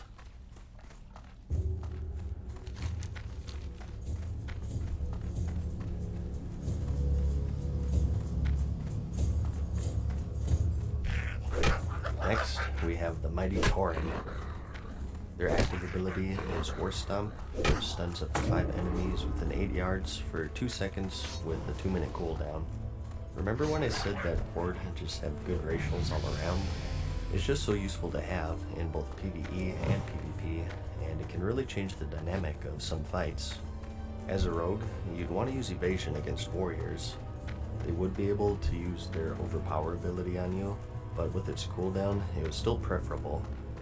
Tauren warriors, however, if they were smart, would weave in a War Stomp for a guaranteed hit anyways, since you can't dodge while stunned, which was pretty effective in countering rogues. In just PvP in general, it's great. You just can't overstate the value of stuns, and the use for tanking is pretty obvious too, although not 100% ideal, since it does have a cast time, which makes you vulnerable for a brief moment, and is more useful for casual dungeons since raid bosses are of course immune to any crowd control. But speaking of tanking, we also have Endurance, which is increased total health by 5%. Note that, unlike the Orc racial Blood Fury, this is something that scales with your gear. The more stamina and health you have, the more you get from this 5%, so it's pretty useful and it gets even better in time. We also have Cultivation, which is increased herbalism skill by 15. Not really too much to say about this. In vanilla, you used to actually be able to fail when picking up herbs or mining nodes, and the higher your skill level was in comparison to the required skill needed to grab the node, the higher success chance you had. So Taurens are the master flower pickers. With gear and enchants, you can get to level 325 as one. So it's really minor, but hey, there it is. And lastly, we have a plus 10 increase to nature resistance. Again, mainly useful for the AQ40 for a few fights in there. They also get a hidden racial though, and that's their increased melee range. Some people rate this up to mythology and rumor, but there are PvP videos back then proving that they have a further reach than other races. The melee range for every other race in the game is 5 yards, but due to their size, Taurens get about a 2-yard increase, allowing them to reach players from further away. But what this also means is that players can reach you from further away as well, so it's not something that's 100% positive for them. In melee fights, it doesn't really give you an advantage, but against casters, for example, it does, since they don't care about meleeing people, of course. It came into use more in the Burning Crusade with pillar hunting. Tauren could actually reach through some pillars if a player was too close, and get a lucky mace stun off and catch them on occasion. It's just something to consider, advantageous in some ways, and disadvantageous in others.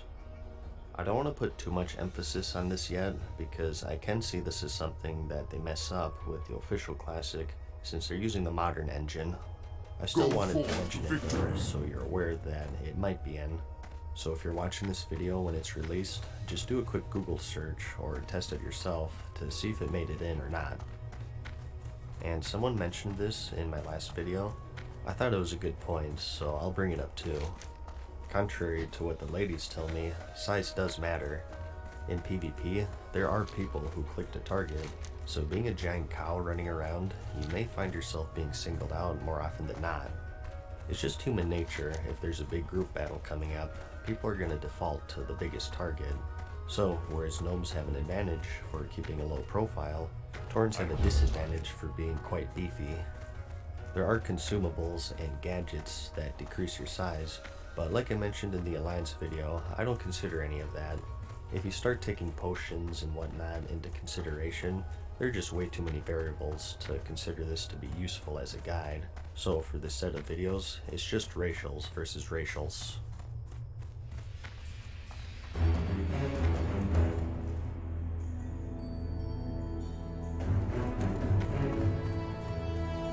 Anyways, lastly we have the Troll. First up, we have Berserking, which increases your casting and attack speed by 10% to 30%, increasing the lower health you are, 10% at full health, and 30% at critical.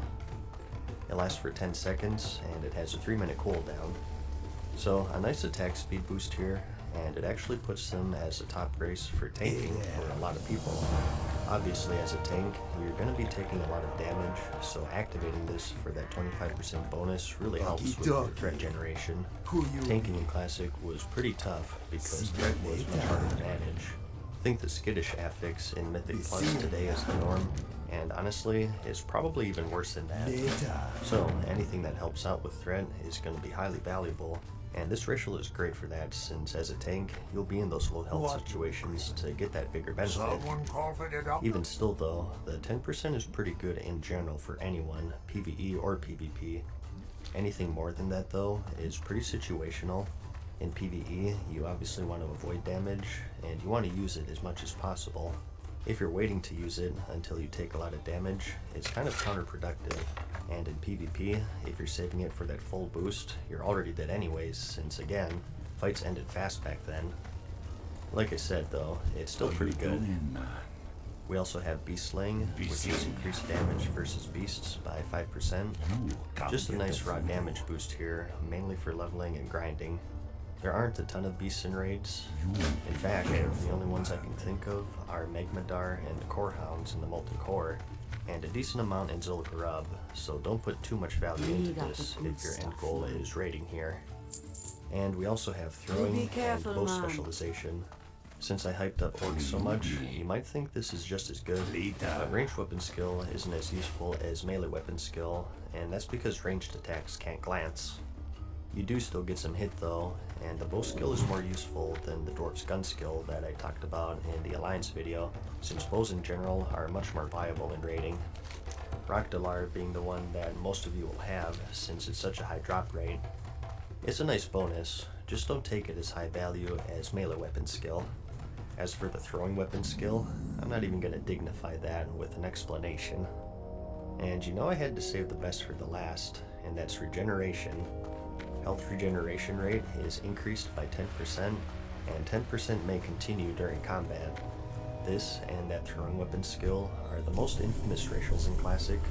They're so bad that they overshadow the entire race actually, which is a shame. Someone did the math, and assuming the max level and the best of the best gear with the most spirit, you'd be regenerating like 5 HP per second in combat. But hey, I heard if you chop off one of their extremities, it can grow back a little bigger, so they do have that going for them. So, those are all the racials. Next, let's go over each class and each roll one by one, and I'll give you my top picks, starting with the warrior. Just to throw this out there, these are all just my opinions and what my personal choices are. What I think is not fact, and I would just end the video right here, but I'm sharing my list anyways, my reasoning for them, in hopes that it helps you gain some insight for yourself. So, feel free to yell at me, or disagree, or whatever. As long as it's constructive, I encourage it actually. That's number 1 here for DPS, impactful racials, axe skill, and also blood fury. As a DPS warrior, that axe skill alone is hard to pass up, and adding in that power buff on top of that is a nice combo. The stun resist is also weak. I don't remember any stunning effects in the raiding scene. Next up, I do have trolls. And a lot of you might be asking what's wrong with me. Well, trolls are the only other race that have an actual DPS buff for the board. At full health, that's still 10%, and attack speed is something that scales nicely with warriors. Like I said earlier, I don't think you really want to hold on to this buff and wait to take damage, but there will be times where you get lucky and things line up nicely for you. Plus, as a warrior with Blood Rage, you can even cheat a little bit to get a little more out of it, so you have that extra synergy there. And while it is minor, the Beast Slaying can give you a bonus on a few fights. Like I said though, this video is filled with tough choices. For numbers 3 and 4, I have Undead and Tauren. For Undead, our impactful racial is pretty much just Will of the Forsaken. I would have them at number 2 if it wasn't for the fact that warriors already have an anti-fear effect. Berserker Rage gives you immunity for 10 seconds with a 30-second cooldown, which I think is enough for most fights and raids. Plus, with those Tremor Totems, as Horde, you already have tools against fears, charms, and sleeps. Like I said in the Alliance video, I like covering weak points, not buffing myself in areas that I already excel in, so I'd much rather have that 10 to 30% attack speed over another CC breaker in the PvE scene. As for Cannibalize, this isn't the most major ability, and you won't hear me bring it up a whole lot, but I feel like for Warrior, I have to emphasize it a bit more. Warriors by far were the hardest class to level back in the day, and you would spend a fortune on food, and even at the max level, just grinding mobs, you'd have to eat pretty much after every pull, so Cannibalize is such a handy ability to have if you're killing more undead enemies, and it'll save you quite a bit of money in the long run, so it's definitely worth considering here. And I do have 12 right here. First up, we have Endurance, which is that 5% health, and that's nothing to sneeze at. Survivability is important because you 0 DPS when you're dead. Warcraft is more of a dungeon thing. Nothing to really stun in raids, aside from the odd trash here and there. Nature Resistance is also one of the good ones, and it'll help you in the Temple of Ancurage, and you'll possibly have that increased range, which can help for some fights. Honestly, I feel kind of bad at putting them at number 4 in fact. Like I said, it was hard to make this video since there are a lot of good choices. It really depends on your playstyle and how much you value survivability versus damage. Moving on to PvP here though, once again I have Orcs at number 1 here. Honestly, for the stun resistance, it really is such a good racial for PvP, and it'll give you a huge edge over rogues, paladins, or any class that relies on stuns. Warriors are tough, and ones that are hard to control are just ridiculous. And you also have Blood Fear, of course, which can be handy. The healing penalty is quite dangerous for PvP, so it's not as good as it could be, but it's there. Really, I like Orc mainly for that stun resist. This is just an added bonus for me. I do have Tauren next. The racials we care about are War Stomp, 5% health, and that increased range. All very nice for PvP. War Stomp is pretty self-explanatory. Stuns are great for PvP, and AoE stuns are even better, and 2 seconds is pretty long. The health is also nice to have, of course, and the range helps you close the gap on slippery hunters and casters. You just can't go wrong with either of these two races in the PvP scene in my eyes. I do have Undead at number 3 here. Impactful PvP racials are Will of the Forsaken for the most part, and to a lesser extent Compromise and Shadow Resistance. Same sort of reasoning as PvE DPS for me. We already have Berserker Rage, so that diminishes the value of Will of the Forsaken for me. You can't write it off completely though, because it's also for sleep and charm effects, which Berserker Rage does not protect against, and you also need to be in Berserker stance to use that, so Will of the Forsaken sort of gives you a protection value if you caught in battle stance trying to get an overpower off, or in defensive stance trying to disarm or whatever. And lastly, we have Trolls at number 4. The only thing for PvP really is that Berserking, and as what I said earlier, 10% is nice, but getting more than that in the PvP scene is tough, because by the time you're at half or low health, it's pretty much over anyways. You can make an argument if you have a pocket healer, maybe dip low for a second, then you go for that 25% boost, and then you get healed up to full, and you go on a killing spree. That's deadly, but I mean, if you have a pocket healer, you're past the point of comparing racials in my opinion. It's my same logic with consumables. When you start bringing in things other than racials, there's no way to compare them. There are just way too many variables. So, in a pure racial versus racial viewpoint, they come in fourth for me. And lastly for Warrior, we have tanking, and as much as I just buried Trolls for PvP, they get their redemption here.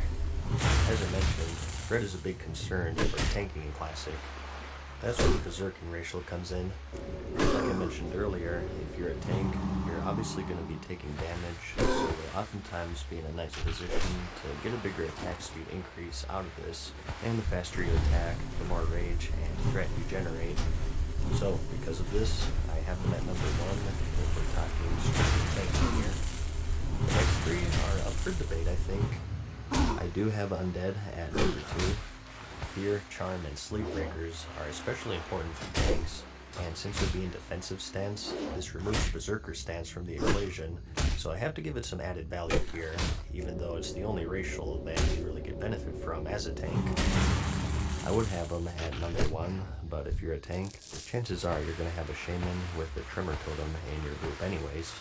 If you don't anticipate that happening, you might put them at number 1 instead. And next, I do have Tauren at number 3. The main thing in the raiding scene is their health boost. Like I said, it's good for fear, so it is a good bonus if your job is to take damage. I have them at number 1, but my mindset is if 5% health is the difference between life and death, you have a healer problem. I saw a good description of it online actually. Think of your health pool as a bucket of water, which drains when you take damage, and it's the healer's job to fill it back up. The problem with this racial is that its bonus is at the bottom, and you only see benefit from it if you dip to extremely low health that would otherwise kill you if you weren't a Tauren. In every situation other than this, it's pretty much a dead racial. If things are going according to plan, you should never dip that low for this racial to be a lifesaver. As for Warcraft, this is also nice to have. Again, mainly useful for dungeons. Nothing to write home about in the raiding scene, but hey, it's there. If you only plan on doing dungeons endgame, you may want to give it more value. And lastly, for number 4, we have the Orc. Axe specialization and hardiness are the ones that we care about. You don't want Blood Fury, obviously, since it reduces healing by 50%. That's a good way to make your healers hate you. The axe specialization does have limited usefulness due to the fact that there really aren't any tanking axes. Most of the tanking weapons are swords, as far as I recall. I think there was maybe one variant that some people use, but like I said in the Alliance video, you're gonna eventually want Thunder Fury, and more realistically Pulsarar or Malakath, so you'll be hard pressed to justify switching to an inferior axe just to get benefit from this racial. Especially when you have 3 other great races to choose from. Alright, Like I said, this is quite the lengthy one. I got just about 20-ish more minutes of video to go through, and this is starting to drag on, so I think it's best to cut it here and save the remaining classes for part 2. I hope that you're finding the video helpful so far, and I'll see you in a few days where I'll conclude this. Like the video if you liked it. Thanks for watching. Peace.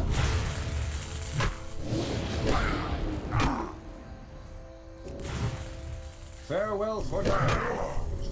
Hope you enjoyed today's video. See you again soon.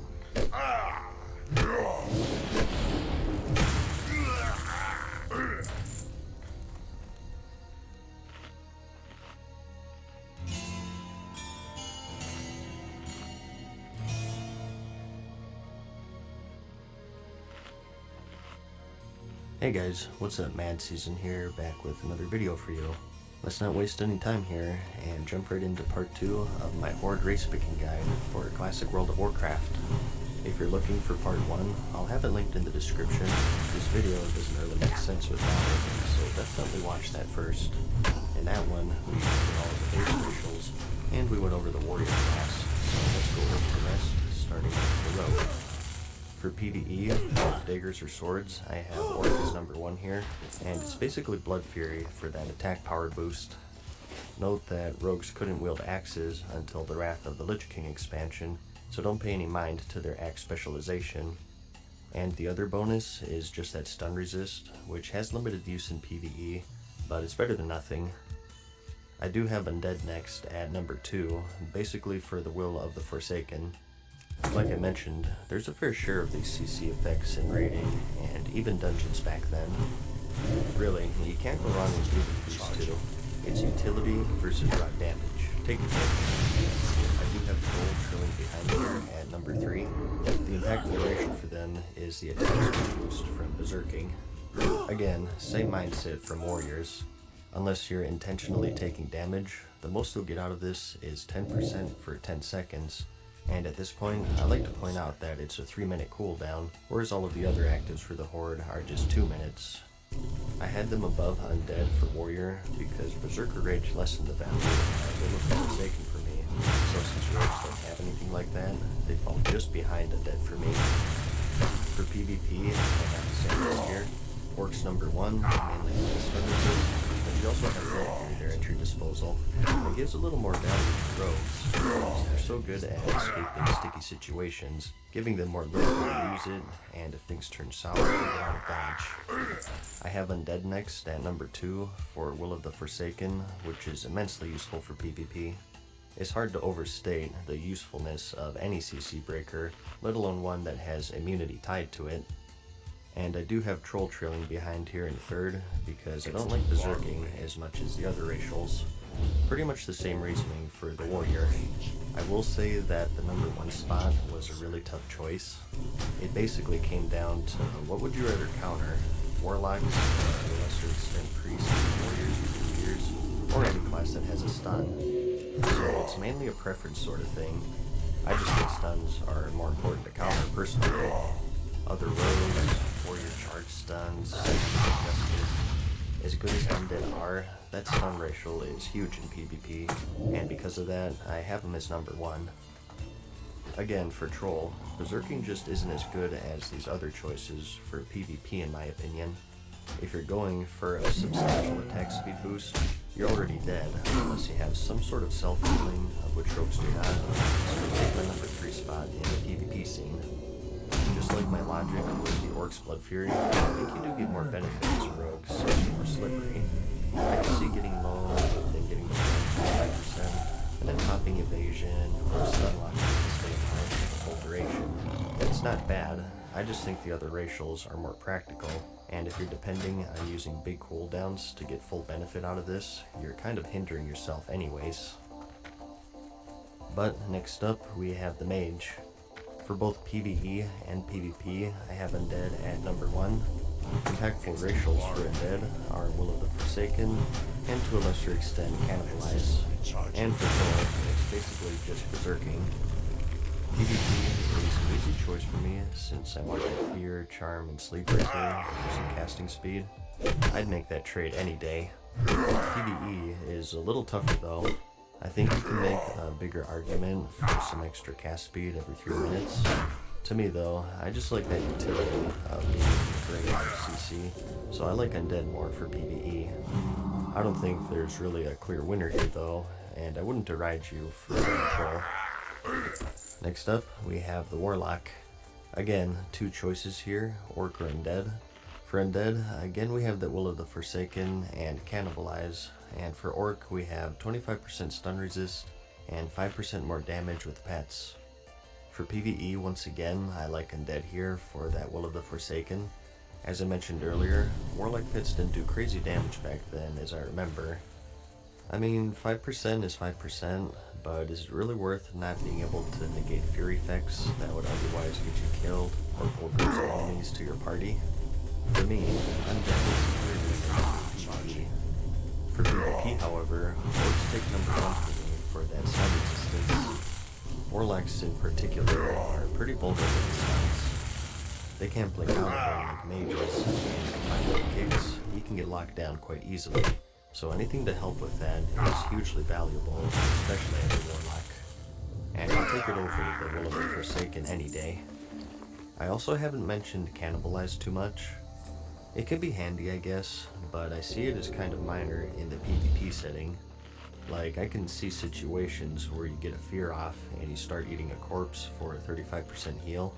To me though, that's sort of an ideal situation. You have to A, get a crowd control off, such as fear or polymorph, B, have no one else around to interrupt you, and C, have a corpse nearby to eat. I don't think it's too often that the stars align like that, so I really only see this as just a bonus to have between pulls of humanoid or infections for either leveling or deciding in food or whatever. And next up, we have the Hunter class.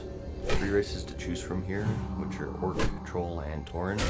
For PvE, impactful racials for the Troll are Berserking, and although it's kind of minor, bow specialization.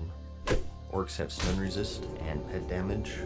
Again, note that Blood Fury is melee attack power only, not ranged. And for Tauren, we have War Stomp, Endurance, and a bit of nature resistance. For PvE, I like Troll the best. Like I mentioned, ranged attacks don't glance, so they get limited usefulness out of ranged weapon skill, just a bit of hit and crit. Again, compared to that dwarf plus gun skill though, it is much more useful since there are many more good bows in the raiding scene. The main reason for Troll though is that attack speed buff, which compared to the other races, provides the most damage, which brings me to Orc as number 2. And as for that pet damage pretty much, something to keep in mind back then is that pets didn't have that buff where they take reduced AoE damage. They took normal damage just like any other player would, and the only difference is that they didn't get healed because healers don't want to waste their mana.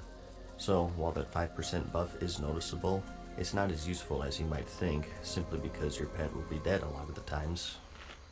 And Tauren I have at number 3. I think they're a good choice if you plan on doing dungeons for the most part, since you actually get a use out of War Stomp. Not super useful though, as you'll be at range most of the time, because remember, hunters can't shoot enemies that are too close in Classic.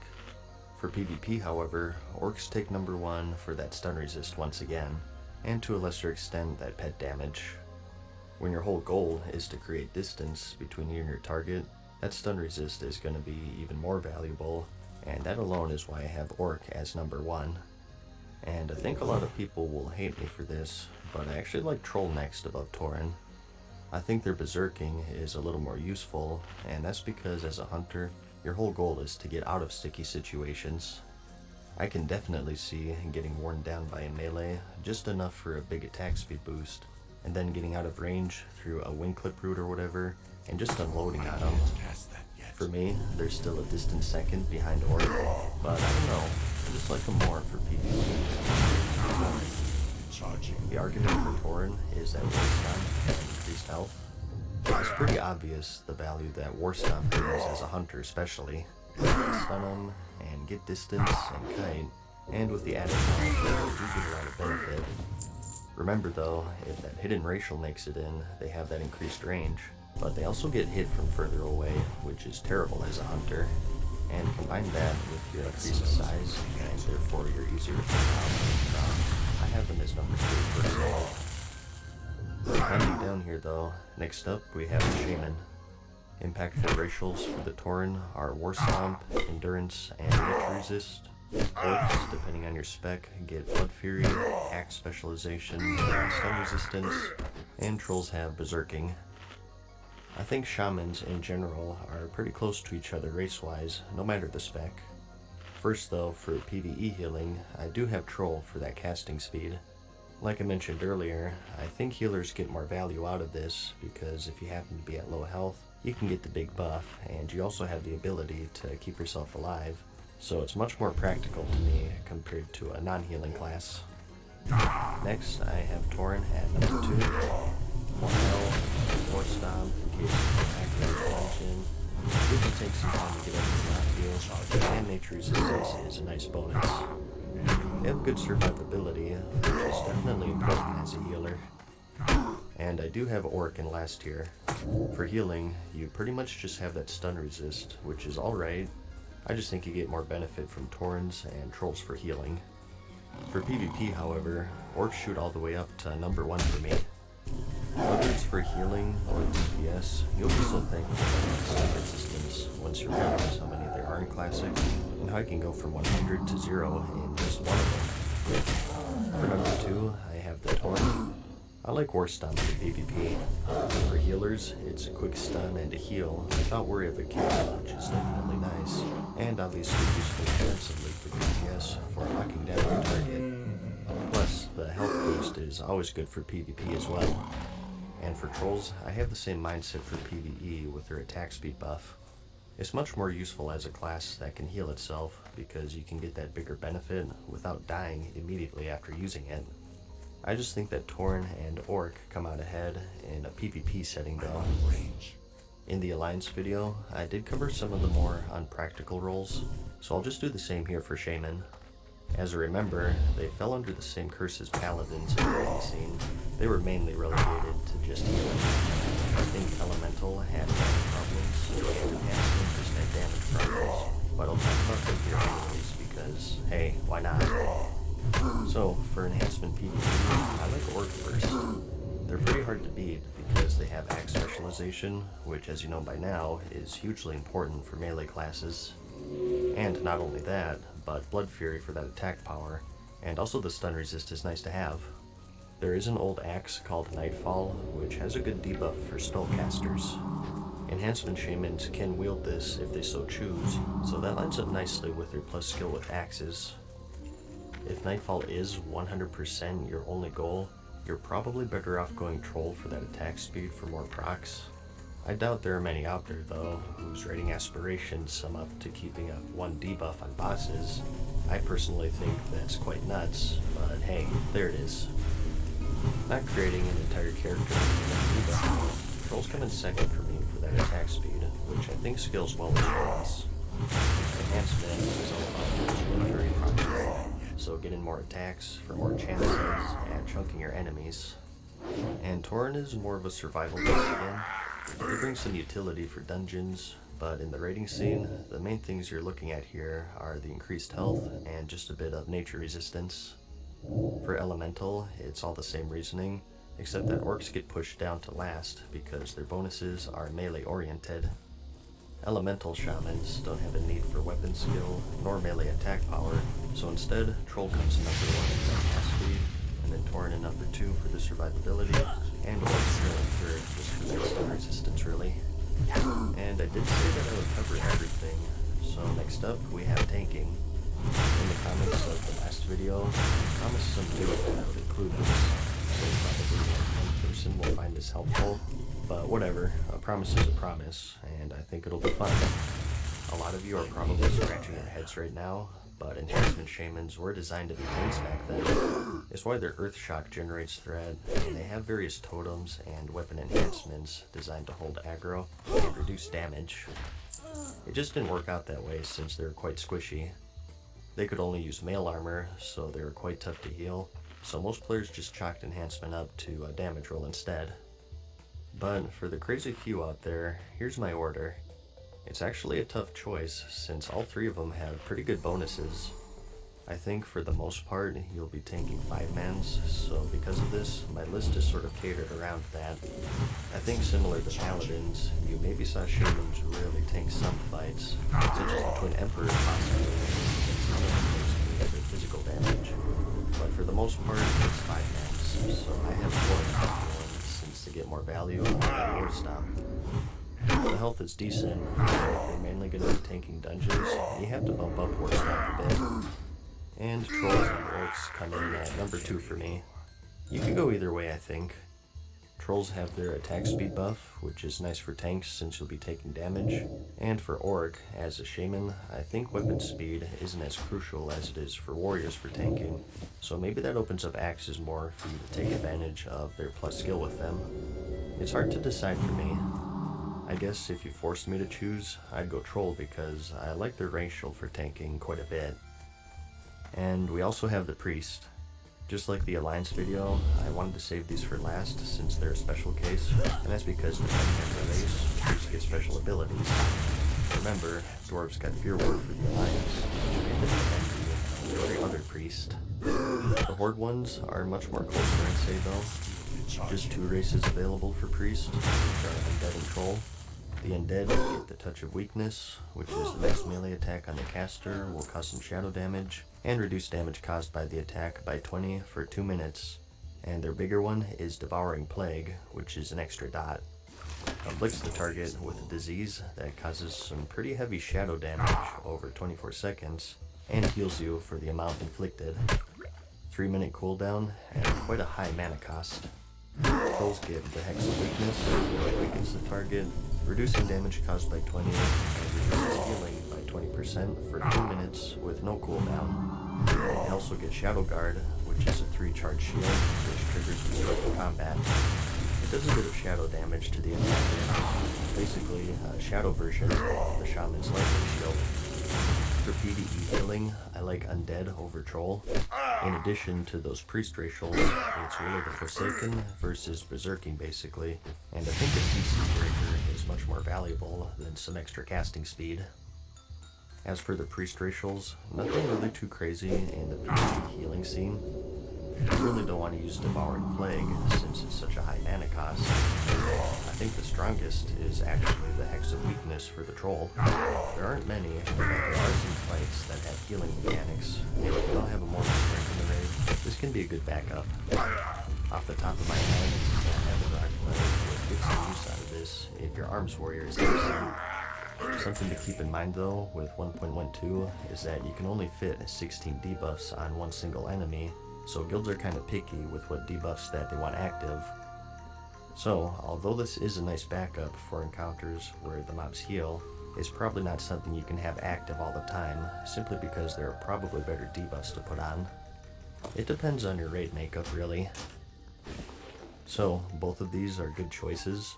I just like Undead more for that CC breaker. Next though, we have PvP healing. Although it was a much tougher choice here, I still have Undead at number 1.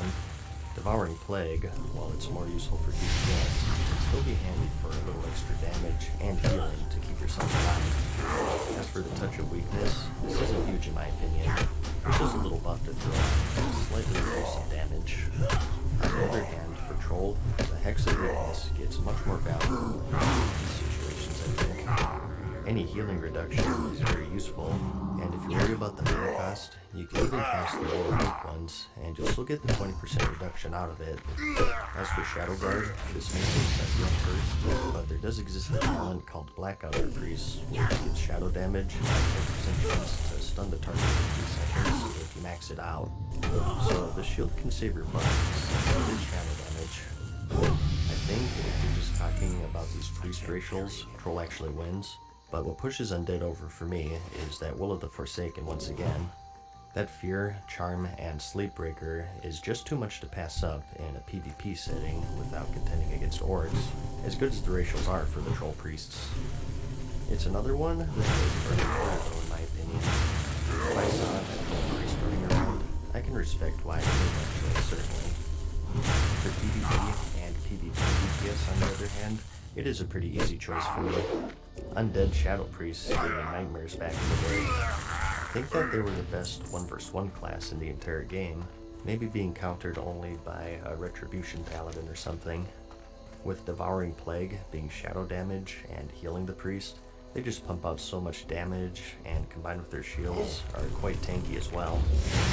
Really, they're one of the reasons why we stole quite so much in my Alliance video. So for PvP, I think it's an easy choice here. Use a Fear Breaker and a Super Dot, versus some casting speed, healing debuff, and a stun shield with proper talents. For me, I'd pick Undead any day. As for PvE, like I said in the Alliance video, Shadow Priests had mana problems, so they weren't the best, but they had a nice debuff that definitely gave them some value. I still like Undead, since I think the priest ratios are pretty even, and I just personally prefer over Berserking. Devouring Plague, I don't put too much value on, since we're mana starved anyways, but if it's a do or die situation, and you need a lot of damage quickly, it's an option. And next, we have the hardest class out of all of them. This was the reason why this video took so long to make. Again, I'll let you guess on why I made these choices. But that's about it. Dang, these videos turned out to be much longer than the Alliance one. Sorry about that, but again, the Horde have such great racials that a lot of these require more thought and explanation. People used to say that if you want to be the best at PvP, you go Horde, and I gotta tell you, I agree with them. Alliance racials are strong in their own right, but the Horde just take them to the next level in a vanilla setting, I think. And PvE as well. It's harder to find a race and class combination that doesn't synergize well as Horde in my opinion. They're just good all around. Note that these are just my opinions. I don't pretend to be all-knowing in this game, but at the very least, I hope that my logic sort of helped you in your choices. If I got anything wrong, just like the Alliance video, I'll have a pinned comment that'll update if I made any major errors, so definitely check that out. And just look at the comments in general. People often post stuff that I didn't think of, so you'd benefit from giving those a read as well before you make your decision. Remember, it's permanent this time. No race changes, no faction changes, or even a barber shop, so think carefully about what exactly you want to do in the game and go from there. If the Alliance is more your speed, I'll have a full guide similar to this one linked in the description for you, and now that I have both factions covered, I think I might work on the class picking guide next, so keep an eye out for that if you enjoyed this. I hope that you found the video helpful, like it if you liked it, and I'll see you in the next one. Peace.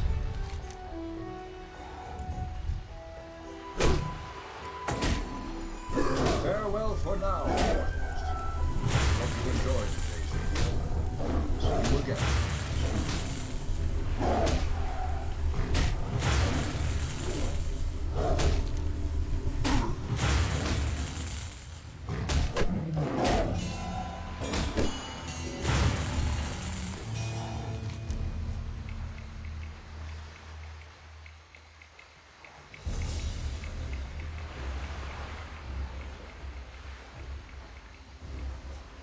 Hey guys, what's up? Mad Season here, back with another video for you. So, you've decided to join many others in the world of Azeroth, as it was in 2004 to 2007, referred to as Vanilla or Classic. I'm sure you have many questions, the biggest of them probably being, what class should I play? As you would imagine, classes have changed and evolved in a huge way over the years, almost unrecognizable from Classic to current. So in this video, I'd like to give a brief rundown of each one and go over their roles, responsibilities, niches, perks, and just how they played as a whole. Now, this is a pretty exhaustive subject on YouTube, I think. Class guides are all over the place, but something I've noticed is that they're usually more aimed for the hardcore audience, with most of the talk being about the end game and tier lists for DPS, healing, or tanking, aimed more at people who've maybe played on private servers for the past several years, or at least have a base knowledge of the game in its vanilla state. So since that's being covered really well by people who are more knowledgeable than I, for this video, I want to take a much more casual approach, assuming that the last time you played Classic was 12 years ago, or maybe you never had the chance to play it at all. We'll go over each class in the end game and talk about their responsibilities and what roles that they generally landed in, but I won't go super detailed and get into spreadsheets or anything like that. So, if you're looking for a very high-level detailed guide with class rankings and whatnot, you probably won't find this video very enlightening. But if you just had the thought of, I'm not sure what class I want to play, research YouTube, this might be helpful to you. At least that's what I hope. The first thing I'll say is that each of these classes in the game have very specific roles that only they can fill. It's one of the more defining aspects of vanilla, actually. Today, things have sort of melded together. Most classes are capable of really good AoE DPS, maybe back then it was the mage specialty, and today most classes have some form of stun, which was primarily a rogue attribute back then. Everyone is super mobile, has both trap buttons, big DPS cooldowns. Everyone can do everything, basically. This wasn't the case back then, and it has its good sides and downsides. A downside, obviously, is that the balance is questionable. There were certain specializations that you rarely saw because it was still the early stages, and a lot of this was still experimentation. But a good side was that the roles that you could fill were the roles that you could fill, no one else. It gave you more value and a sense of identity. People saw different classes join, and they reacted differently. It was something like, oh cool, a warlock. Now we can summon, and we also have the handy soul stone if we wipe. Or, oh nice, a shaman. Now we get to have that party-wide wind fury buff. I can guarantee you that this will be one of the first things that you notice if you pick up Classic, and it's part of what made it so special back then. Before we get into the classes though, I should also go over how talents worked, since I'll be mentioning specializations quite a bit. Talents back then were much different. You didn't outright pick a specialization which gave you certain spells. You had access to 90% of your class's abilities regardless of the spec, and putting points into certain trees would just increase the power of those abilities. For example, as a mage who has more points in the Frost tree, you still have Fireball, Fire Blast, Scorch, and Flame Strike and whatnot, but they just won't be as powerful as they would be if you had more points in the Fire tree. So, later on, if I say Fire Mage or whatever, try to disassociate that with today's system, where for the most part, Fire Mages just have fire spells, or only Assassination Rogues have poisons. Your toolkit is tied to your class, not your specialization. I just wanted to mention that, since it's one of the more confusing things for those who never played before the Cataclysm expansion. So, in no particular order, let's start with the Warlock.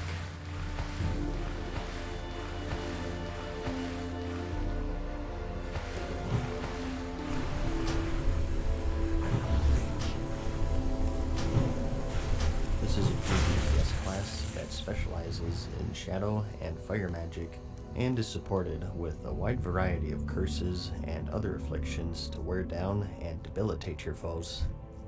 You also have access to a varied selection of demons to accompany you in your journeys, each with their own role to fill. Your three specializations are Affliction, Destruction, and Demonology.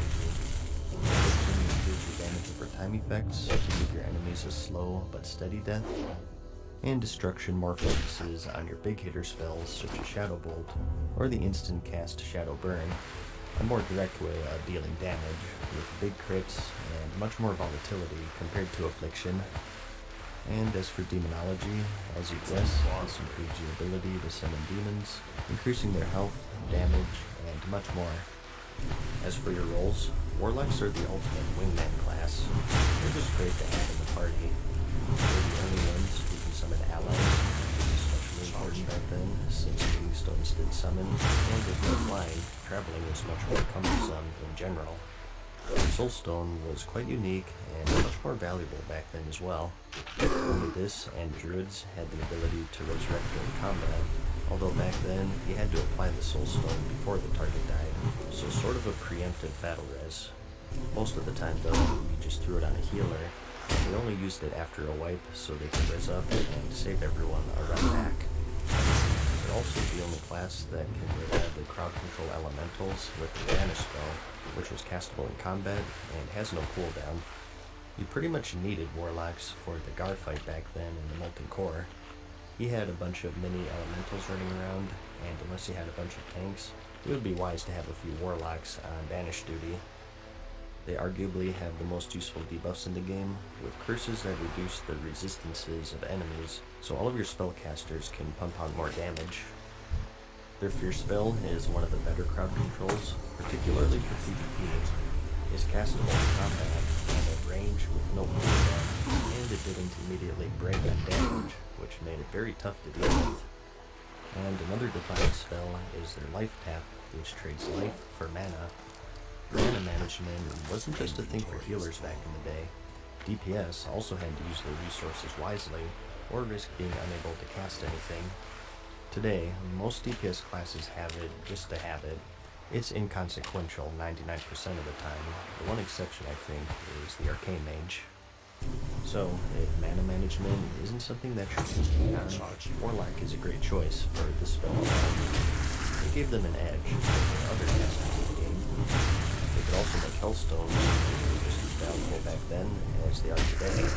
Vital to have, but realistically, save them for the tanks because they require soul strikes. Which brings me to my next point. A quirk with Warlocks back then was that their soul shard system wasn't tied to your character like how it is now. Rather, it's an inventory item, and to gather them, you have to be draining the soul of the target when it died. Certain spells require these soul shards to cast. The Ritual of Summoning, Hellstones, Soulstones, every demon summon, excluding the Imp, and even combat spells such as Soulfire and Shadowburn. These took up an inventory slot, and back then, as infamous as it was, they didn't stack, so you were constantly playing this game and keeping ample quality shards to make sure that you could cast spells, use your stones and whatnot, and at the same time trying to save space for quest items and loot. So, some will find that aspect frustrating, but they're so useful to have that it's completely worth it, I find. If your goal is to make friends in this game, I would say to make a tank, a healer, and a warlock. Any of those, your friends list should fill up pretty quickly, because people will always want you around. So for endgame, you're a great support class, and you have great prospects in both PvE and PvP. Rating-wise, you are hindered a fair amount due to the debuff slot limit. Back then, your whole raid was limited to 16 debuffs on one target, so being a class that has a wide variety of damage over time spells and other debuffs, you may feel quite restricted in the raiding scene. If your focus is raiding, I think most warlocks drift away from the affliction tree in particular because of this limit, and they still do alright for themselves. But again, that's mainly raiding we're talking about here. Casual dungeons and PvP, it's no holds barred, so you're free to do whatever you want. Because of this, they're quite deadly in the PvP scene. You just have so many choices of abilities to cripple or encumber your enemies, and with mastery of all of your demon summons, you could overcome nearly any obstacle. So, just a great utility class, while still having some bite for actual DPS, which is why I like them so much. Since we're talking about DPS here though, another hugely different class we talked about was Dread. Today, it's really just the tank's responsibility for the aggro and everything, and pretty easily done at that.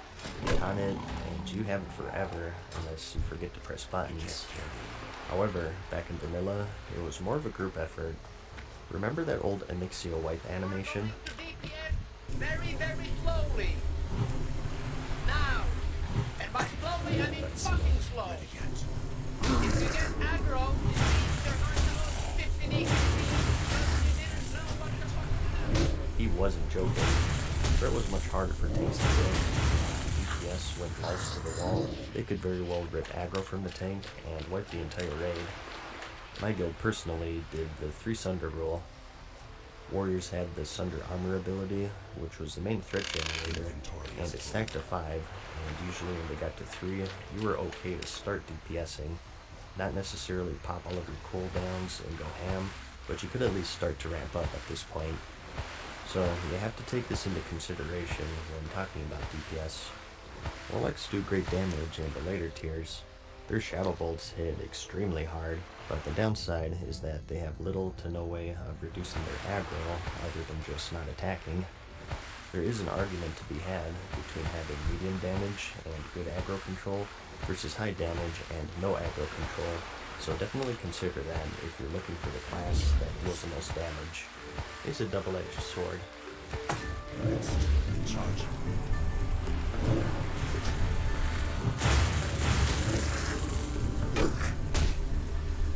Next, we have the Mage. Anyone who's played RPGs before should know the basic gist of this class.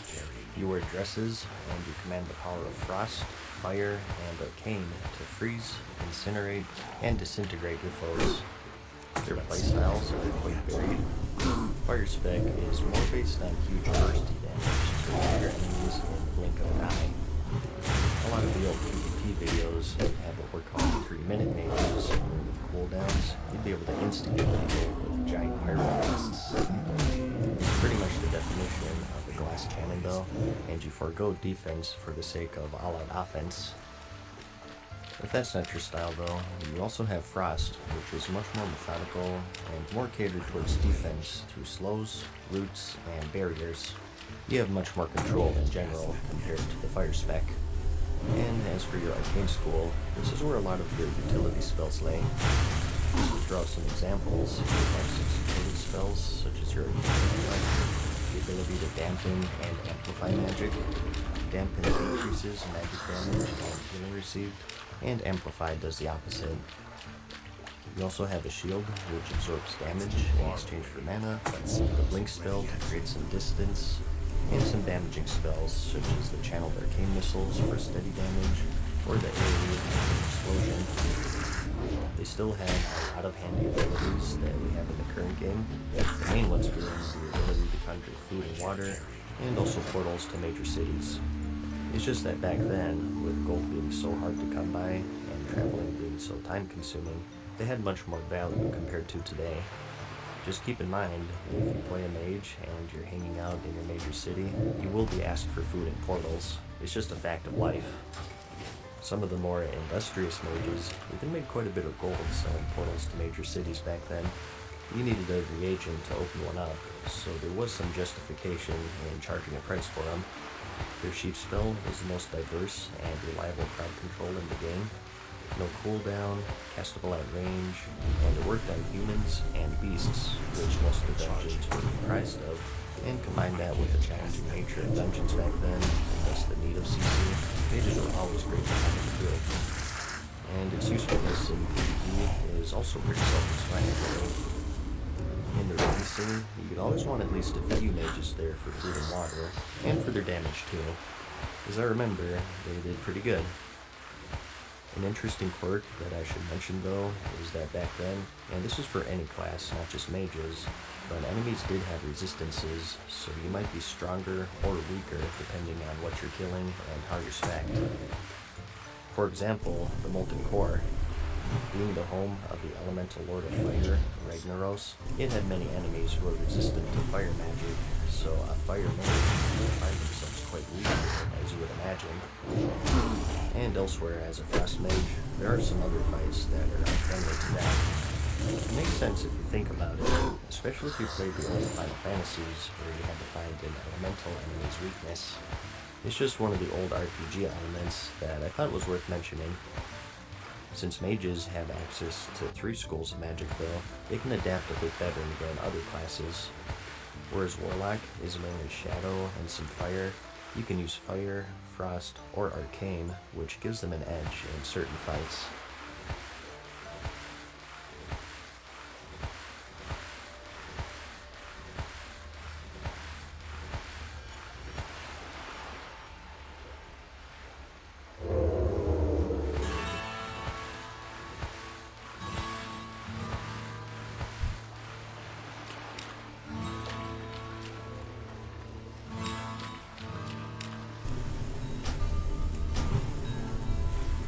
Rogue's proficiencies are stealth, subterfuge, and assassination.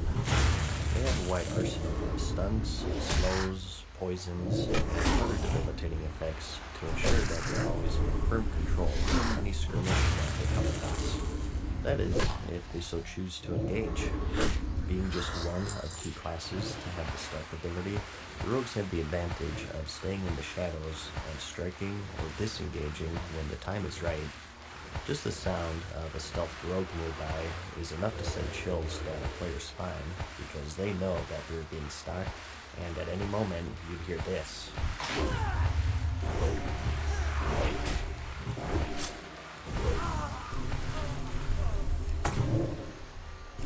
If your goal is to make other players angry and snap their keyboards in half, this is the class for you.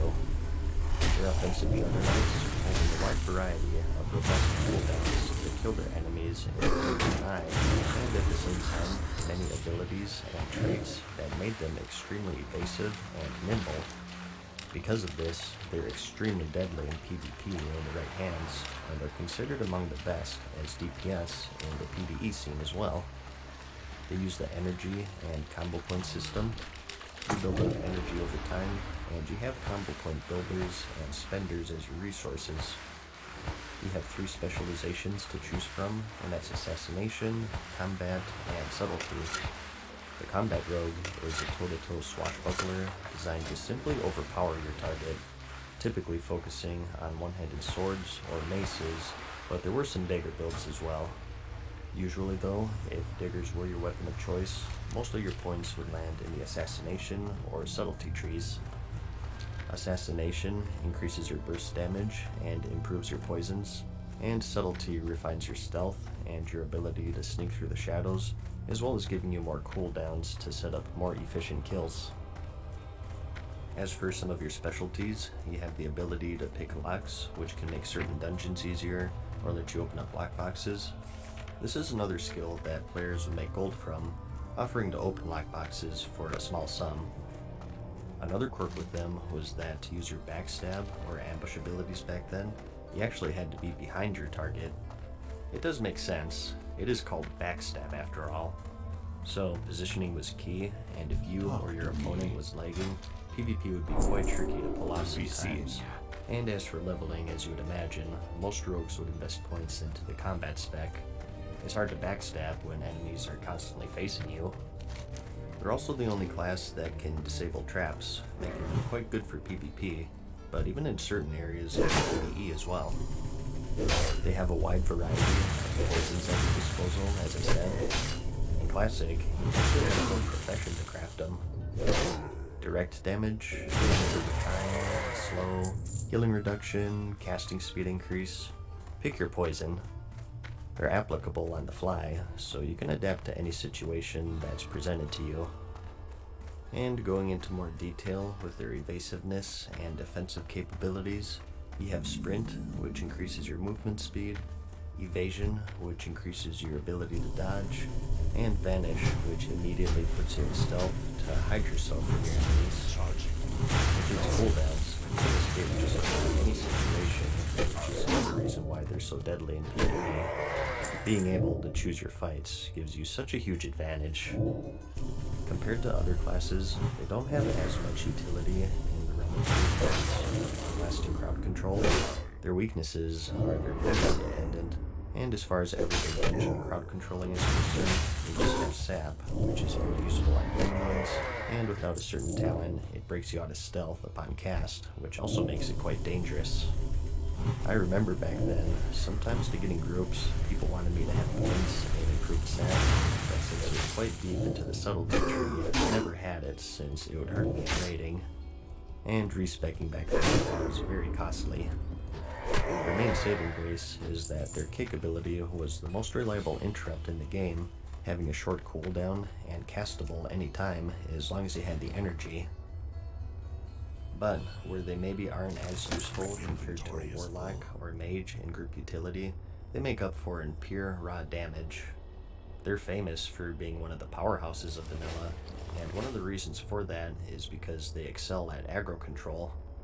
They have the Feint and Vanish abilities in their toolkit, which complements their potential for high DPS really well, because you have more freedom with how much you can actually attack, without pulling aggro and wiping the entire raid. That's the main reason why I liked Rogue so much back then, and why I rated this one for most of vanilla. So, PvE or PvP, you just can't go wrong with them. Truly a class to be feared when played properly. That signal's ready yet.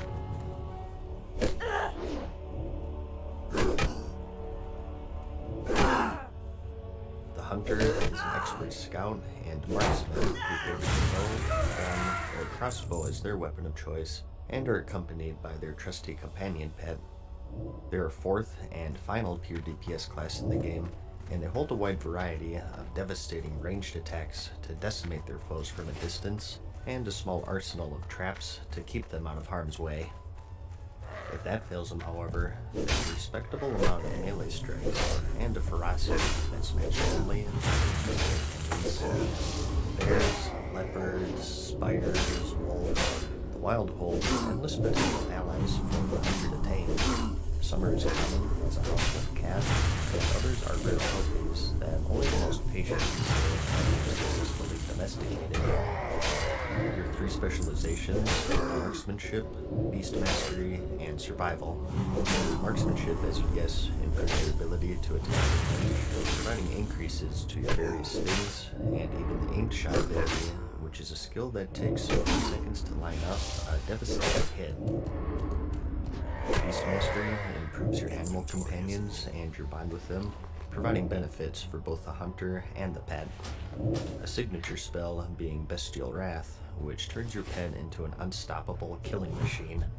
And as for the survival tree, this houses many improvements to your traps, melee attacks, and just improves your control in general and your ability to kite. A highlight being your Wyvern Sting, which is a ranged attack that puts your target to sleep. Some of the unique things going on with them that you may have heard is the fact that they need ammo to fire their weapons. This was taken away in the Cataclysm expansion, but for bows and crossbows you needed arrows, and for guns you needed bullets to be able to attack. To help make things clean, you also had access to special ammo pouches for equippers, which typically had higher capacity and also a boost to the ranged attack speed. You also had the ability to equip melee weapons in addition to your ranged. Since hunters really shine at range, these were mainly sought after as stats. You may have heard people referring to every single weapon as a hunter weapon. This is due to their tendency to take melee weapons with little regard to their comrades, even though they don't really use them, either due to selfishness or blissful ignorance.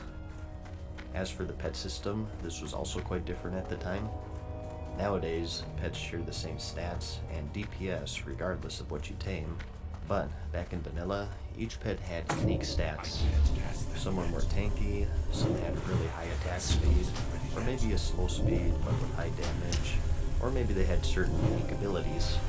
For example, the turtles had a nice shield wall, which made them quite nice for tanking enemies, and only the boars had a charge, which would move things in place for a second, and wolves had a howl, which would increase the damage of party members, and so on. There's way too many to list. The way you learned these skills was also pretty unique. Certain pets had certain ranks of these skills, and if you battled with them enough, you'd gain the ability to train their skills to other pets. It used skill points, and you had all sorts of abilities and buffs to choose from and customize your pet. Armor increases, certain resistances, and so on. You also had a happiness meter that you had to keep track of. There were 3 levels: unhappy, neutral, and happy, with a damage modifier of 5%, 100%, and 125% respectively. It decreased over time, and was only increased through feeding your pet certain foods, and if your pet was unhappy for too long, it would actually abandon you. How often you had to feed your pet was affected by the loyalty system, which was another quirk that they had. The longer you journeyed with your companion, the more loyal it became to you, and the less you had to feed it to keep it happy, and it goes on and on. It really had some Pokemon aspects to it. It was quite complicated back then, so it was kind of funny that newer players were often pointed towards Hunter as their first class. That's because they were easy to play at a very basic level, But looking past that, they're actually one of the hardest classes to master, I think. A contributing factor to that being their dead zone. Basically enemies who are too far to melee and too close to shoot. That's right, if enemies got up in your face, you're forced to bust out your melee weapons, deal with them that way, or find a way to get some range between you. This is pretty easy if you have a pet to taunt it off of you, but up until level 10, you're on your own, so it's a pretty tricky thing to deal with. Especially in PvP. It's a constant battle of keeping other players out of melee range, and you can really notice as clear as day the difference between a good hunter and a bad hunter in a PvP setting. Another thing they have are traps. We still have some of these today to be more spec, but I think the best way to put it is back then they were much more substantial, and that's because they were vital in keeping distance between you and your enemy. So with the removal of the dead zone, they kind of faded into the background. But back then, you had to master these things if you wanted to be a decent hunter. You had the normal freezing trap, which as you'd guess froze targets, and you also had your frost trap, which was your AoE slow, and there were some damaging ones. Immolation for a single target dot, and explosive for AoE. A cool set of abilities that helped define the class. And I mentioned this earlier, but hunters back then used mana as their resource, which will take a lot of people by surprise, I'm sure. So no more focus, which means proper mana management becomes an important aspect of the class as a whole. As for your endgame rolls, your DPS obviously, they aren't the most damaging in endgame rating, but they make up for it by giving some great utility. You had Aspect of the Pack, which was a group-wide speed buff, the True Shot Aura, which was a group-wide attack power buff, Tranquilizing Shot to dispel enrages, and with your Eyes of the Beast, you had excellent trash and boss pullers, and with your tracking you could pinpoint the location of certain enemies. It was very common to have hunters as raid leaders back then. It makes sense. They're the forward scouts of the game, leading their comrades through dangerous enemies and obstacles. They had threat control with their Feign Death ability, so if threat control is one of the more scary aspects of the mana for you, they handle it quite nicely. Probably as good as rogues, if not better. And in PvP, they were quite deadly if they knew what they were doing. They were a threat to everyone. Any melee if they knew how to kite, healers with their mana drain, and even casters if they had the right pet pushing back their casts. I think if you had to pick just one class to describe as easy to learn and hard to master, it's the hunter.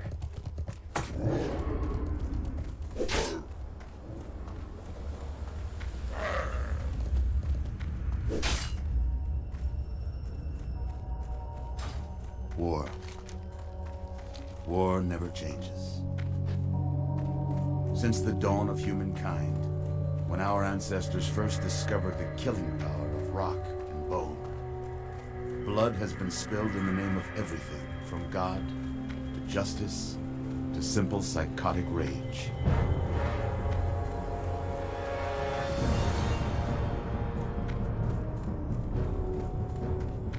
The quintessential melee class of any RPG, the warrior is a heavily armored juggernaut who doesn't rely on cunning nor magic. Rather, they favor their combat prowess and the hefty weight of sharp steel to cut through their enemies. Whereas the cowardly hunters, mages, and warlocks take to running from their enemies, the warrior is the one who chases. No tricks, no ambiguity, just pure raw strength and a thirst for blood. Whether it's your enemies or your own is inconsequential, and that's because a unique thing they have going on is their rage system. Through attacking or being attacked, you generate the rage resource, which you build up over the course of a skirmish and spend on devastating melee attacks. Their three specializations are Arms, Protection, and Fury. Arms focuses mainly on improving your skill with two-handed blades, and some traits that focus on bleeding your enemies to death. How you do it? It's generally the go-to for warriors, with their biggest spell history being the Mortal Strike, which reduces the effectiveness of healing, making them one of the few classes to counter healing in the game. Protection is their main strike. They forego the two-hander for sword and board, and focus on getting threat on enemies and soaking up damage. And Fury is pretty self-explanatory. This spec has a focus on dual wielding, and you buff yourself through the power of rage, getting some buffs from being hit, and sacrificing some survivability for damage. And although I did say dual wielding there are some builds that use two-handers in the Fury tree. One of their weird quirks back in Classic is their different stances. You have 3 of them, and that's defensive, battle, and berserking. Feeling well? Each one has their own perks. Defensive increases your threat and reduces your damage taken, but it also reduces your damage dealt. As for berserking, this gives you some crit, but increases your damage taken, and battle stance is middle of the ground. No benefits nor detriments. You also had certain abilities that you could use in certain stances. Some examples would be Disarm, which is only usable in defensive, Overpower, which is battle stance only, or an Interrupt Shield Bash, which is usable in both battle and defensive stances. Particularly in PvP, it can make for a hectic time moving between these 3 stances and adapting to what's going on around you. And since you lost all of your rage when switching, it was something that was pretty tricky to master too. You may have heard the term stance dancing before, and it's something that you'll have to learn for both PvE and PvP. So, not only are they relentless, but they also do very well at adapting to their surroundings and can buff their offense or defense on the fly. Damage-wise, they can really pump it out, and some see them as the best. Again, with quotes around best there, because like some other classes, the downside is that they don't really have any way to get rid of aggro. So, you have to be very careful at the same time. And as for tanking, a lot of you probably know that warriors are the tanks for vanilla. In full plate and with the shield, they're just unbeatable at soaking in damage. Whether it's passive or active mitigation, they're the kings of Classic. And at the same time, with their huge arsenal of taunts and threat generators, they also excelled at holding aggro, which wasn't so easy back then. The better your tank is, the better your raid is, because your DPS can let loose a bit more. In single target or AoE, warriors were great at holding aggro. And if you want to play one for damage, PvE or PvP, you can't go wrong. Feeling well?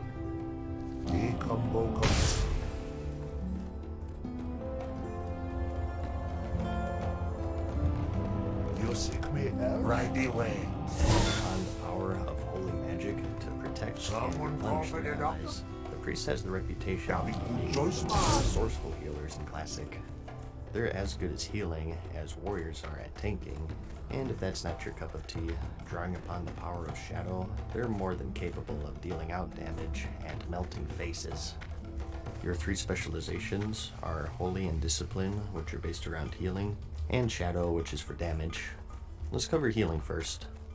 Due to their flexibility and raw healing power, every raid will have a hefty supply of priests there to keep everyone alive. Big slow cast heals that you can buffer, fast flash heals that you can react with quickly, an area of effect heal, a heal over time to keep things steady, the ability to dispel harmful effects from allies and beneficial effects from enemies, and a boon to stamina, and even a shield to prevent damage. Stay away from the... You name it, the priest has it, and it's this extreme versatility is why they're considered the quote best healer by many. As for the differences between the 2 specs, Holy is more of a direct healing tree, while Discipline is more of an increase in supportive stuff like buffs. In Discipline, you have Power Infusion, which increases spell damage and healing on your target, and Divine Spirit, which increases a player's spirit. And in the Holy Tree, you have some passive boost to healing in general, and even the Spirit of Redemption, which allows you to heal allies from beyond the grave. So it's another preference sort of thing. Do you want raw healing, or a bit of added support? And I am saying Holy or Discipline here, but again, with the Classic talent system, it's not that simple. Usually people say that since you have more points in one tree than the other, so when I say Holy spec, it might be something like 30 points in the Holy tree, and like 21 or something in Discipline, so it's not an all or nothing deal. And that goes for any class really. As for their DPS spec, Shadow, throw away the favor of Dark Shadow Man, Dark Faces. The way they deal the damage is pretty varied, kind of a hybrid between Warlocks and Mages in a way. You get a damage over time, a hard hitter, and a channeled spell, so it's a nice mix for a lot of people. And with shields and the ability to heal if you step out of shadow form, pretty good survivability too. Because of all of this, they're juggernauts in PvP. I actually fear them more than rogues, if I'm gonna be honest. They do have a spot in raiding, but their biggest weakness is their mana. They run out quite quickly, so I personally saw them very rarely in my guild. I do know that they give a nice debuff that increases Shadow Priest, so you probably want at least one Shadow Priest in the raid for that and nothing else. So you do have an important role to fill in the PvE scene. Work with them is that Shadow form that I mentioned. Today is just something that you want to have on because it gives you some spell damage. But in Classic, in addition to the damage, this form would lock you out of most of your healing spells actually.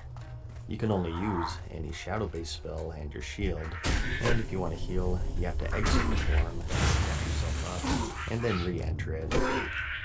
It's extremely tough on your mana, and should only be used as a last resort. So, replenishing allies with holy spells, or torturing foes with dark shadow magic. The ultimate yin-yang class that packs a punch on both sides of the coin.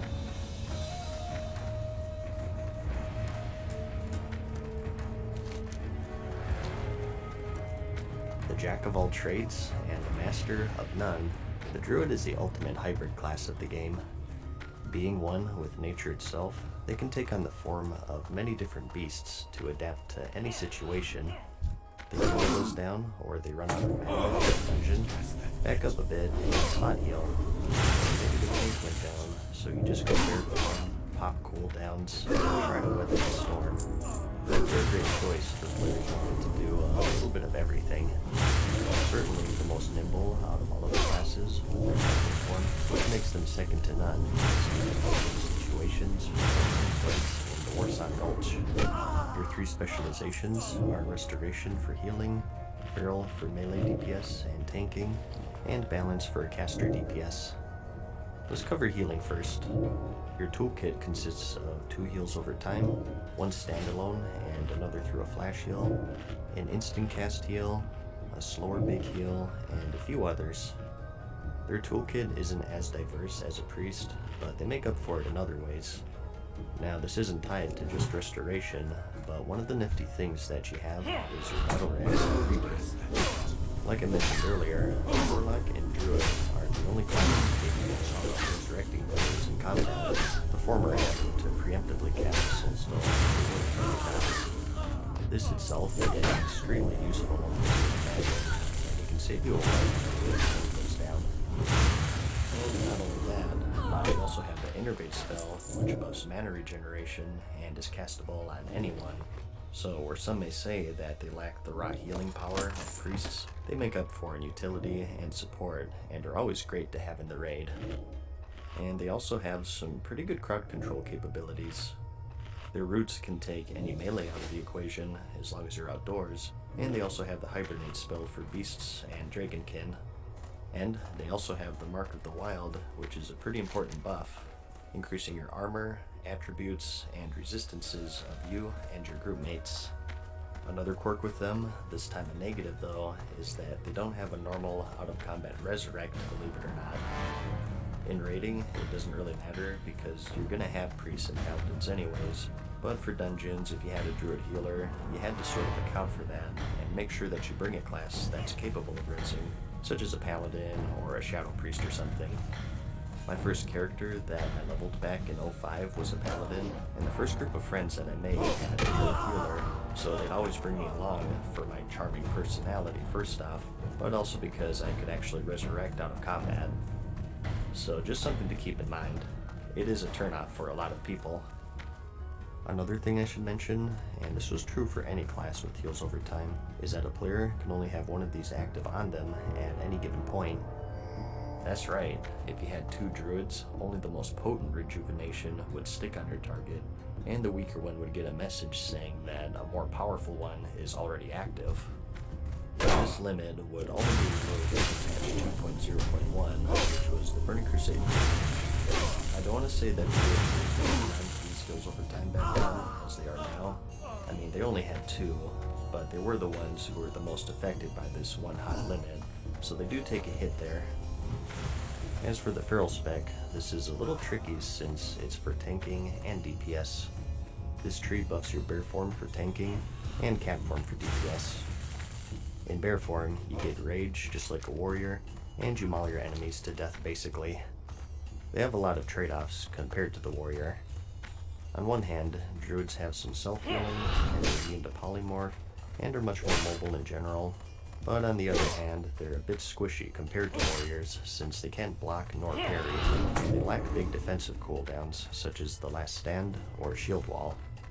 But on your mutant third hand, they have the ability to step out and decurse, battle res, or innervate when needed, so it's whatever your preference is. As far as raiding is concerned, people generally defaulted to warriors over druids. You will see druids tanking certain fights, but since warriors are so good in general, they kind of take the back seat to them. As for your cat DPS, similar to the rogue, you use the energy and combo point system. Very similar abilities to the rogue, with bleeds and backstabs and whatnot.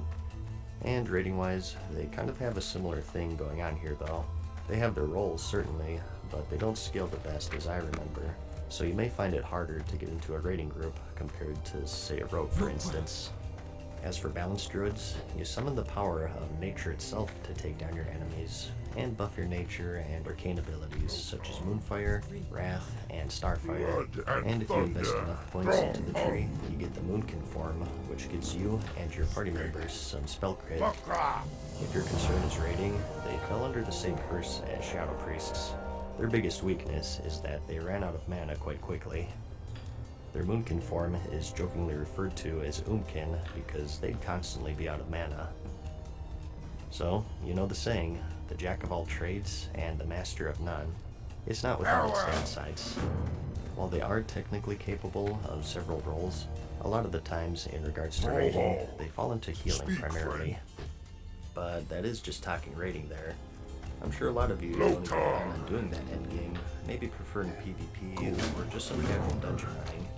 If that's the case, you have a bit more freedom in a lot of ways, so you should follow your heart and do what you want. Well, you should do that anyways, in fact, and with the druid, you have a lot of options in that regard since you're so versatile. The kings of support, in my book.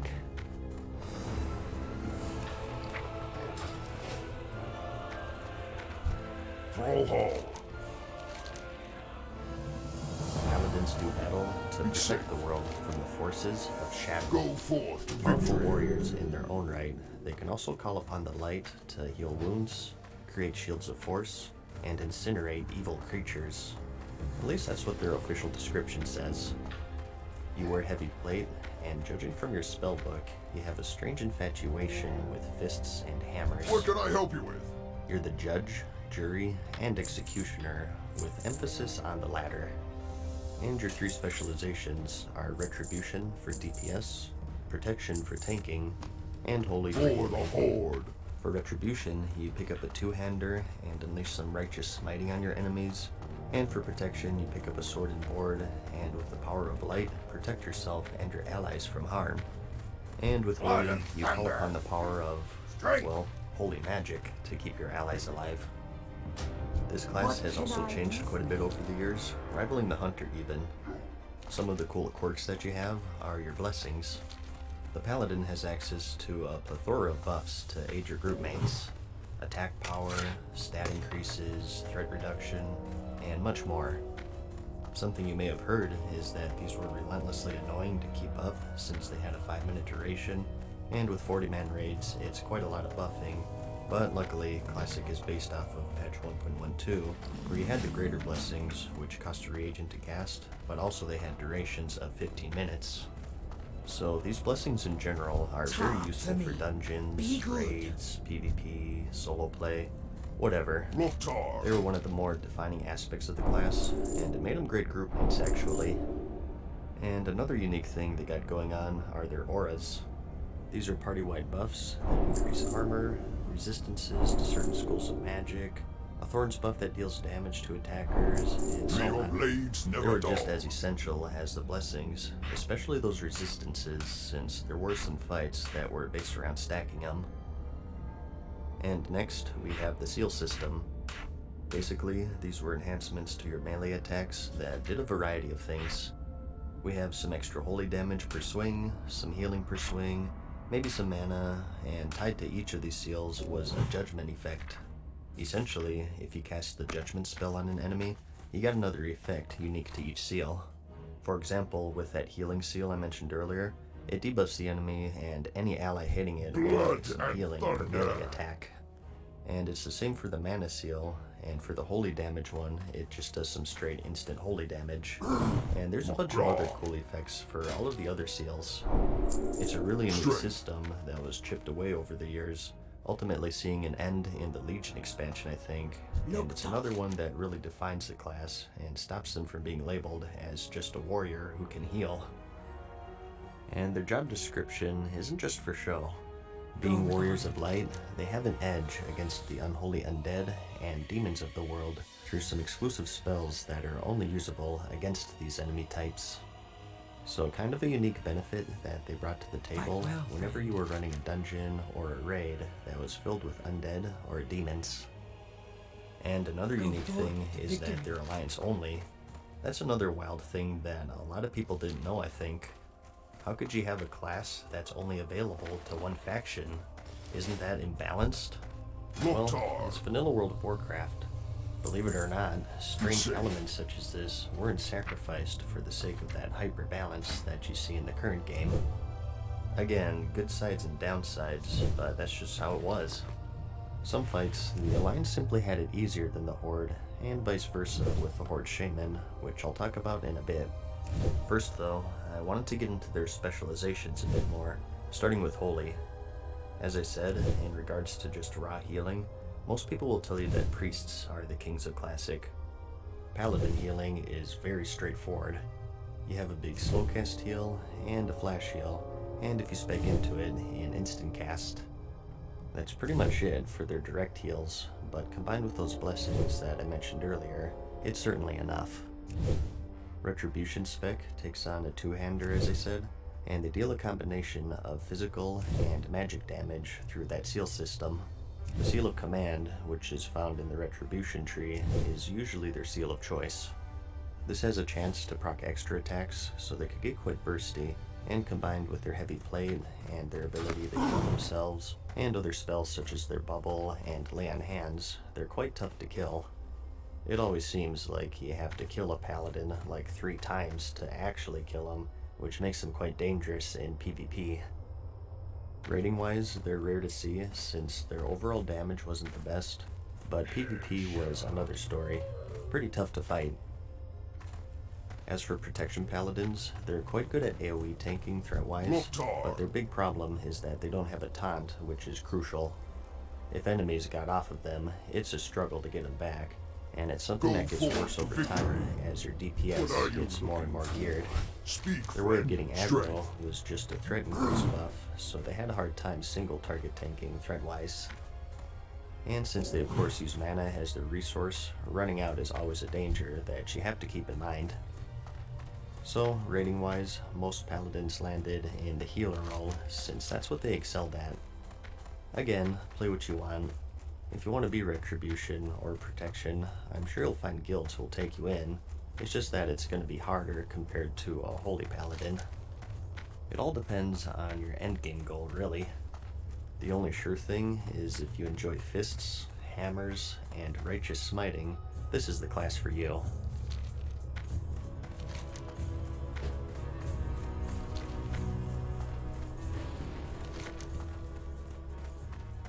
Commanding the power of earth, fire, wind, and water, shamans manipulate the elements themselves to their will. And through the aid of their sacred totems, which provide boons to the shaman and their allies, they're considered to be one of the best support classes in the game, while still packing a mean punch on their own. They're the Horde counterpart of the Alliance's Paladin, and they typically fall into the damage or healing roles. Their 3 specializations are Elemental, Enhancement, and Restoration. Restoration, as you guessed, is for healing. Enhancement is a melee-based DPS spec, which specializes in, well, weapon enhancements, hence the name. And Elemental is for caster DPS, making use of nearly every element. Honor. As for what separates them from everyone else, we have their totem system. They do still have these today, but like much else, they're a shadow of their former selves. Back then, you had a huge variety of special totems of each element: fire, earth, water, and air, and they all did different things. Fire totems were for damage mainly, either direct or AoE, and water was more inclined for healing or mana regeneration, and earth and air enhanced you and your party members in various ways. Now, it would be exhausting to list every single one, but you had totems that buffed the weapons of your party members with Wind Fury, giving their melee attacks a chance to proc extra attacks. That was quite a popular one. You had one that broke fear, charm, and sleep effects for all group members every few seconds, which was extremely useful, and you had some that increased your stats, such as strength or agility, or others that reduced your damage taken, taunted enemies, increased resistances, and one that you could use as a sentry. Put it at a choke point of a battleground to give ample warning of an incoming attack. In essence, there are a huge variety, and it really made the class quite unique. This class was also distinct due to the fact that they had 2 lives. With their reincarnation passive, once every hour, you have the ability to resurrect yourself on the spot and hunt your enemies from beyond the grave. And as for their playstyles and roles, as I said, 2 DPS. Enhancement was originally designed to be for tanking actually, but it ended up being used for melee DPS more often than not. Your main damage came from those weapon enhancements, mainly Wind Fury, which gave you those extra attacks. These could get quite ridiculous because they could proc off of each other. One of my favorite PvP videos back then was Unbreakable the Shaman. He had the legendary Hand of Ragnaros 2-hander, and he fully displayed just how crazy enhancement shamans could be. Now, it is sort of a slot machine. Most fights didn't end with a single swing, so just keep in mind the power of video editing, but some people like that style because it's really satisfying when the stars do align and you just chunk your enemies. There are other choices though. You have Rock Biter, which increases melee attack power, but also threat, a remnant of their intended role of tanking, and also Flame Tongue, which gives some extra fire damage, and Frostbrand, which deals some frost damage and also slows enemies. It's not just all auto-attacking though. You do have quite the variety of spells to support and complement your melee, such as Frost Shock for slows, Earth Shock for interrupts, some self-heal, and combined with your totems. You're quite versatile actually. If consistent damage is more your speed, you may enjoy Elemental. This focuses on magic damage of course. They're still bursty and punch, but compared to enhancement, it's more controlled through the use of cooldowns and trinkets. Their big one being their Elemental Mastery buff, which made you see some big numbers. A more durable caster DPS with their ability to wear mail armor, and with their Ghost Wolf form and various slows, pretty slippery too. As for heals, we have the Restoration spec.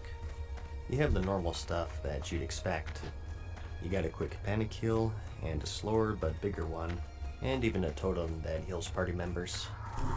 Something that made them quite good though is their chain heal. AoE healing wasn't really a thing at the time, and this spell was great for that very thing, so it kinda made them specialize in group healing. And combined with their totems, you are an extremely valuable class in both PvE and PvP. They're a bit too good though, because like druids, paladins, and priests, in the raiding scene, they're most commonly healers. Enhancement has damage troubles, and much like the Shadow Priest, Elemental has mana problems, so a lot of the time if you are raiding, you are healing. Compared to the other classes, I think you're able to find groups more easily as a shaman, since their totems are so good. I mean, you're gonna have the easiest time trying to get in as a healer, but if you're bringing Wind Fury, or extra mana, or a Fear Breaker to the table, I think your chances are pretty good. Arguably the best support class in the game, so if that's your cup of tea, you'll be very happy with this choice, I think. But that's about it. Those are all 9 classes of vanilla World of Warcraft. Their strengths, their weaknesses, and just the weird quirks that they had back then. I hope that this video at least gave you a general feel of how they all play and what roles they fill. Again, I didn't want to go too hardcore with endgame and DPS or healing rankings because I just wanted to cover their playstyles more and the things that made them unique. I mean, this video is nearly an hour long already, so I probably went on for too long anyways. It's kind of funny how I set out for this to be a casual guide, but here we are in 60 minutes, so I guess I'll just sign off here. Do what you will with the information I provided. I hope that it helps you in narrowing down your choice for whatever you want to play. Check out the comments, as people usually have useful information that I missed or got wrong. And the next question is usually, well, what race should I pick? Well, say no more. Luckily, I already have full guides for that made for both the Horde and the Alliance. Some races do synergize well with these classes.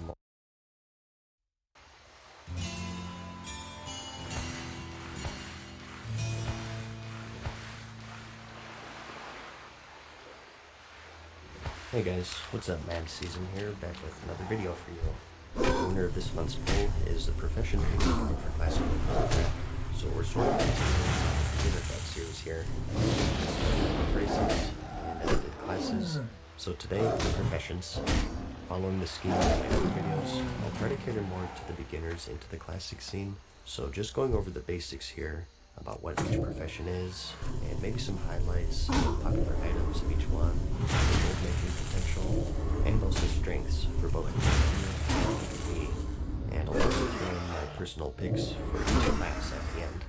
The first thing I'll say is that professions as a whole are much more substantial compared to current. It's the best way that I can put it, I guess. It is a bit counterintuitive. More and more recipes have been added over time, so how is it more substantial in classic? Well, we'll get to that for each profession, but in general, point one is that this was still before the age of hyper-balance, where everything must be 100% even with each other. There are items that only certain professions could use, and they'd give you a monstrous edge in both PvE and PvP. And point two is, with gold being so hard to come by in general, in the modern game, you kind of get gold passively through world quests or table missions, generous vendor prices, and so on. But back then, it's a struggle, so these professions are going to be vital. And point three is that some of them are quite grindy at a difficult level, which is just exacerbated by point two. So knowing what you want and what you will save you a lot of time, so you're not constantly switching around. We have 12 in total, and that's 9 primary and 3 secondary. Let's start with the primary professions first, specifically gathering, and work our way up from there. First up, we have the skinning profession. As you'd guess, you skin your slain enemies and harvest their precious hide. It's commonly paired with the leatherworking profession, where you can craft various leather and mail armor pieces. More on that later, but overall, it's not too different from the current game. I guess that maybe a unique quirk is that they're pretty vital for raid protection actually. You need to skin the brood mother, to harvest her scales, and those are used by leatherworkers to make a special coat that allows players to survive the Nefarian fight in the Blackwing Lair. To skin her, you need to have a skill of 315, so with the cap being 300, you have to get special items and a chance to get you there, so there's more to it than just right-clicking enemies. You're going to want at least one Master Skinner along with your raids, because there are so many skinnable enemies that would otherwise simply waste away. So overall, a very important profession to What are have. you looking for? Me your blade? Next up though, we have mining, which is commonly paired with blacksmithing and engineering. Same sort of deal here. It's not hugely different from the current game. You go around and harvest various mining veins What spread do you throughout the need? world. A minor difference being that each vein has multiple hits, For so the they're a bit more Horde. time consuming to harvest. And combine that with the fact that back then you could actually fail at gathering, and the increased gathering time in general could mean that you'd be clicking on the damn thing for like a minute. Their special resource is Dark Iron, which can be found in the Molten Core raid, although it's not exclusive to the zone, but you make bars from this, and blacksmiths need those to make some fire resist gear, which is crucial for raid progression. Smelting them requires a bit of work though, as you have to complete a quest to learn the recipe, and you can only smelt them at the Black Forge, which is located deep inside the Blackrock Depths dungeon. There's also the elementium ore, which you don't mine, but rather you loot off the technicians in the Blackwing Lair raid. But to smelt them, you have to be a miner. You learn the